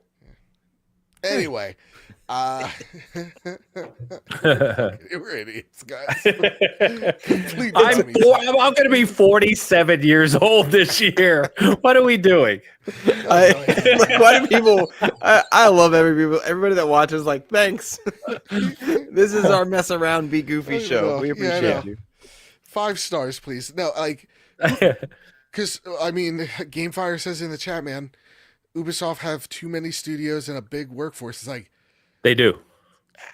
Like, who would want all that responsibility? So to put it into perspective for people who don't know, seriously, when Microsoft bought ABK, that was around 11 to 12,000 developers. There's different ways you can cut and chop it, right? It's in that ballpark. Ubisoft had nearly 18,000. That's 50% more than ABK. Like, do the math. Yeah. They have an incredible amount of workforce. They obviously laid off quite a few people, 4 months ago, third quarter, I think. Mm-hmm. But I'm telling you, I mean, I would bet money on it that whatever happens, regardless of Shadows, whatever happens with Ubisoft this year, there's going to be a lot of people losing jobs. Yeah. Hurts. Like, because that, I mean, it's a huge number. And I think, like, yeah, like the rumor floating around is Chinese military company Tencent wants in on this. Or is they're trying to influence them to. Well, that's what Eves was talking about. But see, Eves is trying to retain total control of the IP. And basically, you know, just think about, dumb it down to a simple transaction. I own this cup. You want to advertise on this cup, and I'll pay you to, but I get to control what actually happens with the cup. Do you know what I mean? It's like they're saying, Tencent, give us your money so that we can continue being a company and doing what we do, but you don't get to say anything of what we do. And Tencent is like, why would I give you money when you're already failing and you're not going to allow us to change anything that you're doing? We just have to trust that you're going to make changes. It doesn't work that way. So I would love to, like, the interpreter like says all that, and like the guy just looks at him like, no, you misheard it. Clearly, you didn't hear the question properly. But like, it's a weird bargaining that they're trying. Yeah. There will be some middle ground that is reached. That's usually what happens. But what that means, right, is that Tencent could say something, and I'm making this up, of course, but they could say, we're going to invest in Ubisoft and we're going to help you fix this financial mess. But here's what we want to see in the first 12 months, 24 months, 48 months, right? And Ubisoft would have to hit all these various targets. Mm-hmm. And to do so is going to require significant changes. And that's where you start to see restructures. That's why you see X Defiant get shut down. The multiple Ubisoft studios get shut down. They're preparing, they're basically trying to make themselves more attractive to a buyer. Mm-hmm. But even once you get a buyer, those changes become even more abrupt. Okay, what about this, though? And hear me out, guys. And Ade says 22K staff, so it seems like I might have underestimated. I thought it was 18, even more than we thought. So hear me out here. What if, I'm just throwing what ifs out, Xbox is putting all their games on PlayStation at $70? PlayStation players, like idiots, buy those games. That gives Xbox enough money to go out there and buy Ubisoft. What podcast you been listening to? Don't worry about it. I don't see that happening. Think about it. How much is? I've thought about it. 20 million times $70.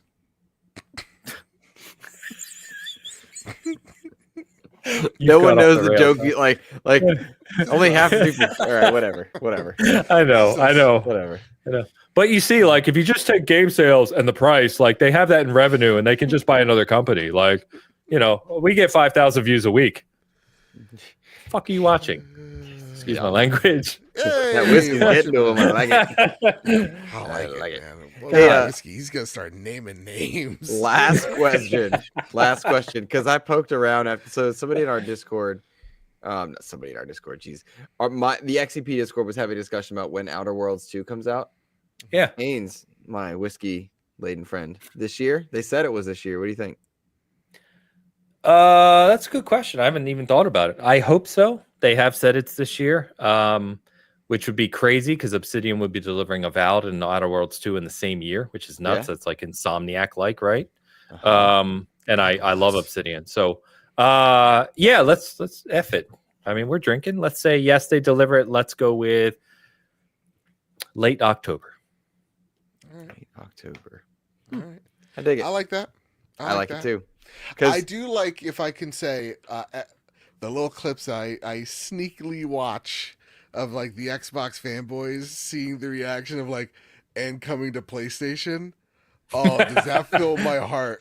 That just fills my cup, everybody. And even like seeing like people freak out about like Spider-Man 2 coming to Steam. I'm like, oh, this fills my cup. This is great. Goes back to what we were talking Let me ask you, Joe, because I'm sure you know. Is the Spider-Man 2 story as bad as people tell me? No, it's just not as good as the first one.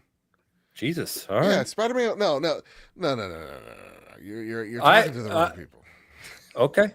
A lot. I mean, we've talked about that quite a lot on our Discord and other places, and like, I hear commonly Spider-Man 2, mechanics, excellent. It's Insomniac. I mean, come on, but the story just goes off the rails. Whereas like Miles Morales and Spider-Man 1 were really good. That's what I hear.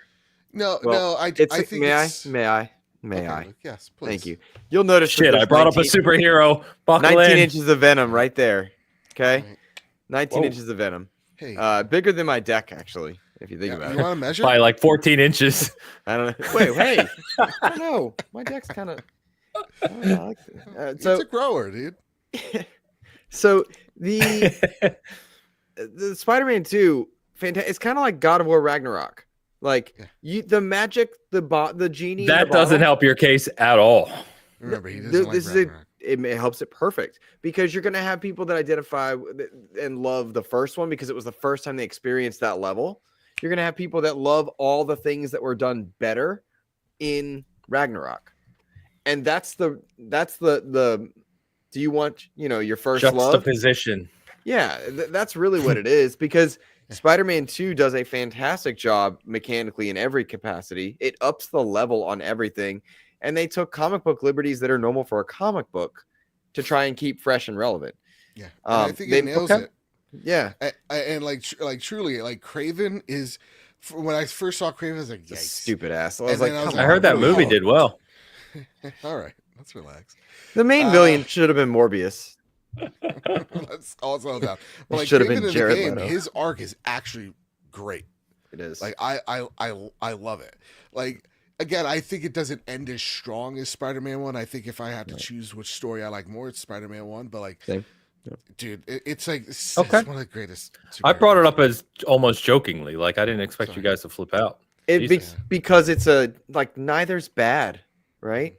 Like no, I've only heard negatives about 2. I've never heard anyone say they didn't like Spider-Man 1 or Miles Morales' story. I've only heard negatives about 2. This reminds me of like somebody that wants to be. It is mad because they want to be mad. You know what I mean? Okay. Like, all right. That's what it sounds like. I didn't like God of War Ragnarok nearly as much as I like God of War, but like you can't play Ragnarok and tell me it's a bad game, right? Like I wouldn't say it's a bad game. No, like you can't. That's kind of what I'm saying is like you can't get truly upset with the formula there. Twist in Ragnarok. By the way, real quick, shout out to Player said. Me too, Ains. We'd be getting old on 47 on the 18th of January. Happy birthday, Playa. Happy birthday. And our good friend Nissa, who supports all of our shows religiously. Shout out to Nissa. Going to be 44 this year. So, see, we're all seasoned around here. Luke, come on. I'm the young. I'll be 40 this year. Whoa, you old fuck. Yeah, look at me.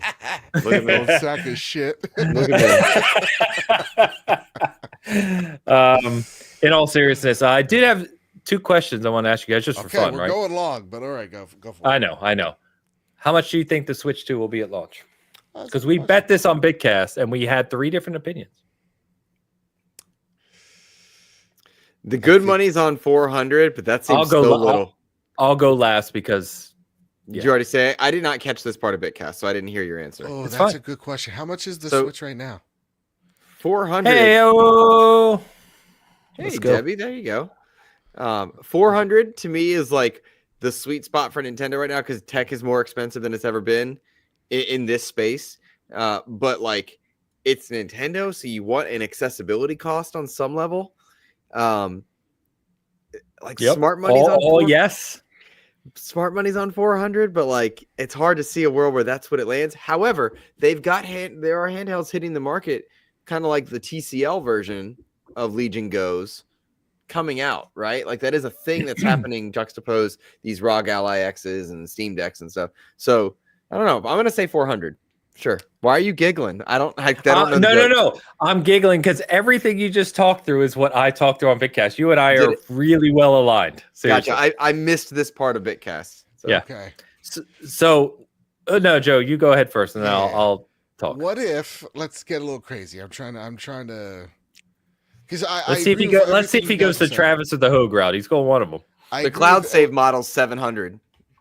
Jesus Christ. I agree with everything you're saying. I think it's going to be a relatively, like, compared to the other consoles, cheaper. What if they're like, hey, this, because it's stupid and Nintendo is a little dumb. They're like, the Switch is still a thing, and we're dropping everything down by $50, and it's going to be $350. So, like, the base model Switch, which I believe they still sell, which is at $300, is $250. The OLED is $300. Switch 2 is $350. Is that dumb? Okay. No, I'm saying it. No, I don't think it's. I think it's dumb. I think a $50 gap is too small. Yeah, you're right. Okay, you know what? Then you know what? 400. Yeah. Well, I hope you guys are right because that's exactly what I said. So, Travis thinks there's no way it'll be more than 300, and I said, Travis, the Switch is 300. The Switch OLED is 350. So. We had, which he didn't recall, by the way. So he tried to quickly change his thing. Hogue thinks, and this is Hogue. Right. Hogue thinks, and he was wrong about the Pro, I will add. But Hogue thinks because the Switch is still 300 in selling, the OLED is 350 in selling, and all the other stuff that goes along with that, he thinks it's going to be $499. And I said, no way Nintendo goes $499 in hell. But I don't think they will be able to go $299 for a lot of reasons. Tech price, advancement, screen cost, but also what you guys said, the Switch is still selling at $299.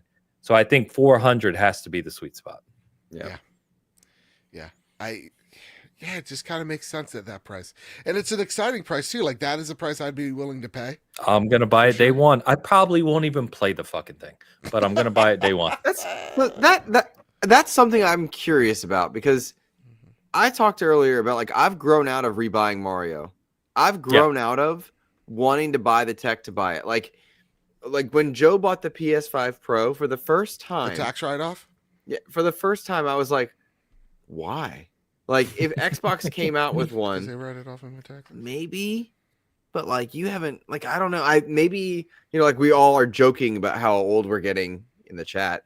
Like maybe I've outgrown it, but like I don't see the need to buy it just to buy it. And again, look at my timeline of XEP. Right in the last month and a half, I've reviewed the MetaQuest 3 and the Steam Deck. Right, 2 new ways to play video games. Maybe I just don't want a third, right? Maybe that's what it is. I don't know. But I don't think you, from what you've said over the years, I don't think you have a love for Nintendo IP either. Metroid, I love. I that really won't be there do. At launch. No, and I really do like a lot of Nintendo IP, but I wasn't motivated despite owning a Switch because I have it. I haven't touched it in 4 years probably. I bought Mario Mario All-Stars when that was a limited release. Yep. I've never played it. And that was when I was like, wait, I'm kind of done with that. Buying it to buy. I bought the legendary Mass Effect helmet. Please, someone buy it from me. I've never opened that thing. Please, I don't want. If I have to hear that he has it and he doesn't, I hate it. I have it. Every time I want to throw it through don't a fucking want it. wall. Have you reached out to Wally? All jokes aside, piece of shit. Wally, please buy just get it out of my. Of all people, Wally would take that from you. Come on. Really? So that Yes. cost. Yeah. The fact he doesn't like Mass Effect drives me nuts. It's like, wait, you're getting rid of it because you don't like Mass Effect? He never played 2, and I'm like, I played dude, 1. you Didn't like dumb idiot. You would love just skip 1 if you don't like it. You have. We're gonna have to end the show, guys. I don't know where to go Didn't from you here. see me eat the popcorn with the chopsticks? I can't not play 1. All right, we're off topic. My second question for you. I had 2 questions. Okay. So we all agree 400. We'll see what happens soon, obviously. Mm-hmm. My second question: do you think Fable releases this year? Yes. Yep. Oh, you guys were quick on that. Okay. Yes. Because I'd like to play it this year. Oh, I would love to play it this year, but I'm the more I think about it, I'm like, okay, so you've got Avowed Early, you've got South of Midnight, you've got Doom Dark Ages, you've got presumably what's been announced is Outer Worlds 2, right? There's 4 right there. Call of Duty. Do they really launch Fable this year? If they would, when would they? Because now you have Call of Duty, obviously in the fall, you have these other things. And you have presumably another Diablo expansion, right? And I'm like, I don't know. So my reason for this is like South of Midnight. I think of it as their Hellblade 2. It's a small. I would assume it's a much smaller scale game. Wait, South Midnight. For Xbox Midnight, proper, not just Xbox, Compulsion. I'm sorry. Yeah, it's a smaller game. It's a game I think for them it's for impact. Then you have Doom, and that is this is your big, meaty, awesome game. You have Avowed, which is, again, I think a medium-sized game that has some level of, I think it's also for impact, but I also think there is some level of, we want this to do X, Y, and Z. Outer Worlds is the same. It's a medium-sized game. And I think Fable is the big one. So I think Xbox has 2 big ones and 3 medium-sized games, and I think that's a really good cadence. I agree with you in terms of game size, because we know what Fable's going to be. It's going to be a big Western RPG, right? I don't know if Fable carries that weight though in the industry or in the market. Nope, I don't think it does. None of Xbox's big IP that are not Call of Duty carry the weight. I mean, Doom does, but.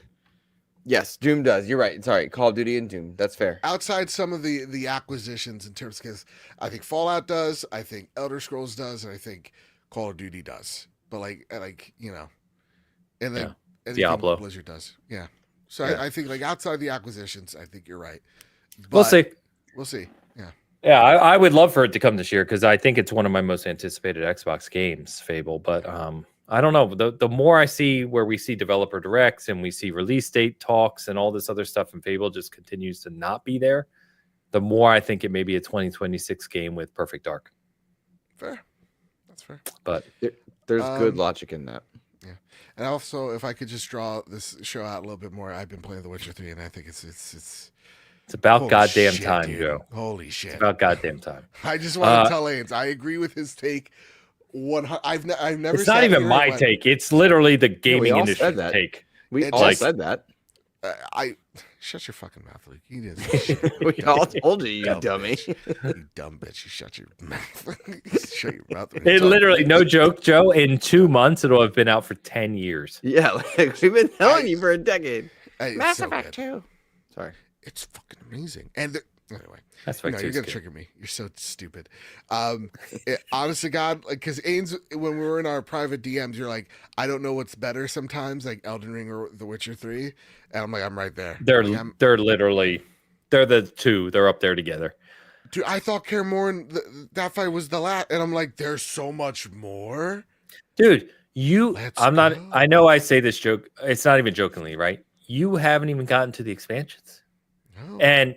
They're not Hearts of Stone is a standalone story. The story is incredible, and it introduces a new hottie in as well. Oh. So that's fantastic. But seriously, Blood and Wine was the highest rated game on Steam for years because it's not only a ridiculously good expansion. It even further changes the core game of Witcher 3. So it even gives you more capabilities, introduces new characters. The quests are amazing. By time you eventually finish, whenever that is, months from now, the whole game and Hearts of Stone and Blood and Wine, I have no question where you are now. You're going to be like, oh yeah, Witcher 3 is the GOAT. Like there's a reason why so many of us have said that for years now. Oh, so good. It's so good. But maybe I should wait to ask this question. My biggest question for you is a couple years ago, maybe 18 months ago on this show, I remember you first saying that I heard with my ears, Ghost of Tsushima is the best open world game of all time. And I laughed. And I said, whoa, stop it. Ghost, whether you love it or not, I think it's a really good game. I'm not as high as you on it. It's not Witcher 3, man. Come on. It's not even close. Like, stop it. It's just not. Let me finish. Yeah. Because I have thoughts. I think I think it just comes down to there are things that it's like a moment in time type of thing where it's like, oh, Ghost came out so much more recently. So it has some things like some variety that I like that it does a little bit more than The Witcher 3. Because goddamn, I hate those horse races. Why did I censor myself like it's trophy room? I hate the horse races so much. Yeah, they're goofy. Yeah, some of the variety in the open world's just not there. So like I do have some nitpicks. Whoa. Yeah, I'm saying. But I did get to the point, Ains, that you were talking about. I did up the difficulty to hard because I'm like, Death March. Yeah. I was like, oh, this is actually incredibly easy. Now I need to be challenged again. Yeah, it's fun once you start using all the potions and the bombs and everything else. It's more Witcherish. I think because I'm on like Death March or whatever. I do think I can. I think this game's a platinum, an easier platinum than some people let on. Okay, that's all. Yeah, cool, man. Logan says Cyberpunk best open world. I adore Cyberpunk, especially with Phantom Liberty. It's incredible, but I still think Witcher 3. It's not quite up to that same tier. No, Cyberpunk is great for different reasons. Yeah, and I don't think the open world and Elden Ring's great for different reasons as well. There. Anyway, all right, boys. Luke's gonna fall asleep. Yeah, he's falling asleep. Sorry, this is better by time. You know, it's funny. I was thinking about open worlds. Having played through Arkham Knight, which is I like Batman fan, right? But the amount of like really happiness that they put into like from the Batman universe into that open world, very cool. Yeah, and I think when you do an open world right and it connects with your audience, whether it's fanboy Batman, right, or something meant to be organic like Cyberpunk or Witcher, it's a special dope thing, and I think that is just cool. And very hard to do because we don't see it successful that often. Like Correct. Witcher 3 literally changed me. Like I have an entire wall in my game room dedicated to Witcher 3. Like that game is just something. Yeah, it is so good. All right, boys. Luke's about to go to sleep. We need to close the show. Honestly, before he closes, not another topic, I promise. I just want to say it's fucking good talking to you guys again. We need to do this more often. We've really got to get in a better cadence. And shout out, by the way, to everyone who hung out with us tonight for a good portion of the night. We haven't done a show in forever. I mean, this is almost a non-show at this point. It's like a random pop-up show. So thank you so much for hanging out with us. Seriously, I had a blast. And hopefully my schedule is going to be better so we can do this at the 2-week cadence that we normally do. Mine will soon. A little bit yet. Yeah. All right. Well, that sentence doesn't make sense because the scotch kicked in for Ains. Luke? I'm good, man. I will say, first of all, thank you all for being here. It means the world to us because this is our Be Silly show, right? And we really enjoy it. Obviously. I just put up my Steam Deck review, 1 terabyte OLED Steam Deck review, and I would really love for people to go to the Xbox Expansion Pass on YouTube and check that out. It would mean the absolute world because obviously like it opens doors for me to do more stuff, and we at XCP have been working really hard to do right by hardware reviews and literally expand our coverage as Xbox changes its direction. We want to be relevant and have fun with our audience there. So please check that out. May I put a link in? But do you mind if I put a link in for a plug? I don't have any restrictions on it. Go for it. Okay. Then I'm going to put that there. I would just love for you guys to go click watch later, click like, share it. It's terrible. I wouldn't click it, but it's there. Honestly, like this is one of those things where I was like, I felt bad the whole time I made it. And like, I think I was just in my own head. He's open mouth smiling. Man, but I was nervous the whole time. Like, I was one of the ones where I was just nervous about the review. So hopefully you guys enjoy it. Thank you guys. I just appreciate you. This. It's like, well, so that's the thing. It's the whole premise is like Xbox controller, and like I did it with the MetaQuest, Xbox controller MetaQuest. And so like, no, I get it. We're all gonna be doing it's it. fun. Shut up. It's not. It's not a Phil Spencer picture. Doom is coming. I didn't do any of that. What say you, my friend? I give Luke shit. Luke, in all seriousness, maybe it's the whiskey talking. Who knows? You and I talked a lot about this in June, right? We had some pretty good conversations about content and creation. And I know you've been working hard on this stuff, and it's cool to see. Seriously, Thanks. It's cool to see the response. It's cool to see people enjoying it. It's good. Love it. Thanks, man. So congrats, man. Yeah, check it out. It's really good. Check out his other videos as well. They've been really well done. He's put a lot of effort into it, and it shows. So, I have not put a lot of effort into content lately because I have no damn time. So, yeah, the channel's been a little subdued lately, so apologies for that. But the guys at SG have been doing good things. We got obviously a lot of coverage coming in February with all these games and everything else. So, as always, I would appreciate you checking that out. If you didn't notice as well, the three of us are really trying to drive up audiences on Blue Sky. It's been a great kind of engaging with that community there. It's very positive, very game focused. So I would encourage everyone to check that out if you're not on Blue Sky. Because it takes a little, it's a more personalized thing. And here I go sounding like a spokesman again, but it's like with all the crap going on in the gaming community and all the nonsense out there, it's been refreshing. It really has. Yeah. So you can see all three of us there and find our platforms there as well. So, but great talking to you guys. I'm glad to be back. We really do need to do this more often again. And I look forward to it. That's right, Joe. I can't. I have to reiterate. Go follow us at Blue Sky. I just dropped a link to my Blue Sky in the chat because Luke got to drop his link. I get to drop mine. I get to drop it. I'm gonna time him out. Don't worry. Yeah, please. There you go. Get him out of here. But seriously, it's really great. It's awesome to actually talk about games, and like when I head on over to the X side of things where I'm just there to just drop whatever I said on Blue Sky and then just piece the hell out. Man, it is just such the dumbest garbage fire ever. So it's a lot of fun conversations of people actually playing games over at the other Blue Sky. It's really great. I don't even care if I get a fraction of the audience. Like it's actual people. They're actually gamers and they're actually playing games. It's honestly been insanely refreshing. Yeah, like I log into X now because I have to like put up Bitcast or whatever, but I don't post anything from me or SG really. And every time I log into X, it's just depressing, and I'm like, good lord, like this is terrible. So, I left it, and I left Threads recently. Not left it. Threads is going the same way. Like, it's like I'm done. I'm not like when I say left, like I don't open them except when my dumb friend Kev sends me a link and it looks like a Blue Sky and it's a Twitter and I'm like, ugh. Yeah, I don't even open it. I don't think anybody really opened Threads, if we're all being honest with each other. Which bummed me out. They could have done so much better. Oh, well. That said, listen, gang, you can find me over at Mr. Badbit on Blue Sky. You can find The Trophy Room, a PlayStation podcast where me and my two best buds, that pisses Luke off because he's stupid, talk about the latest and greatest in all things PlayStation. I am also trying to do something on the YouTube side of things with The Trophy Room. Trying to do reviews a little bit differently, trying to do some more like deeper dives into some topics and whatnot. So I have a video planned in literally about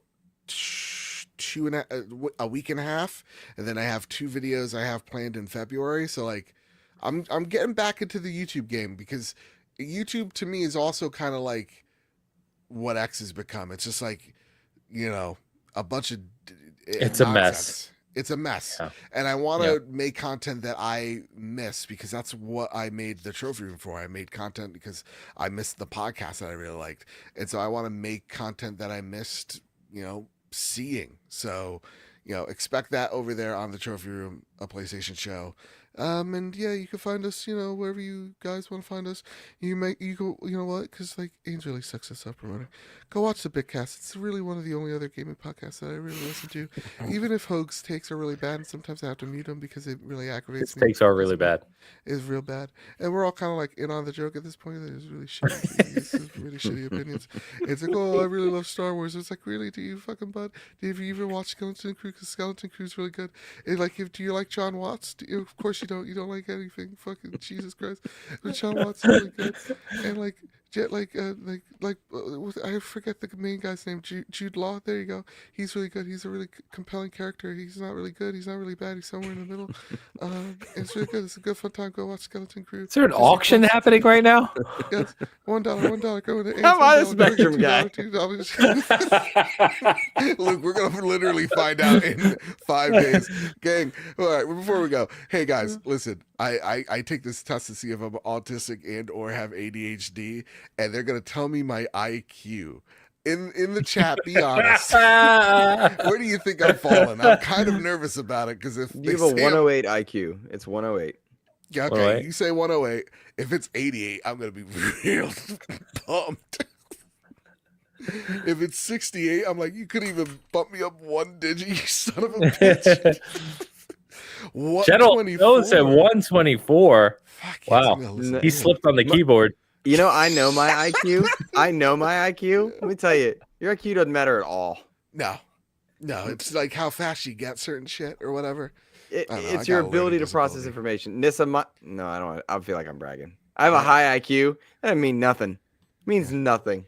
Trust me, I've hung out with Luke. It don't mean nothing.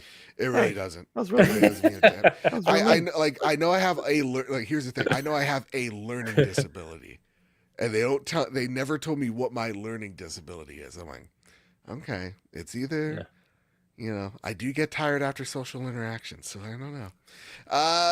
It's not even a joke. Just be serious. Anyway, so I love you guys, and they're gonna tell him his IQ is 120, and he's gonna say he has a 210. You know that's what's gonna happen. Real talk, guys. If it's 124, I'm gonna be like, I wasted my potential. If it's 78, I'm gonna be like, well, I'm just a big dumb idiot. Like that's how my brain's gonna think. It's a lose-lose. Keep passing that call up. Bye.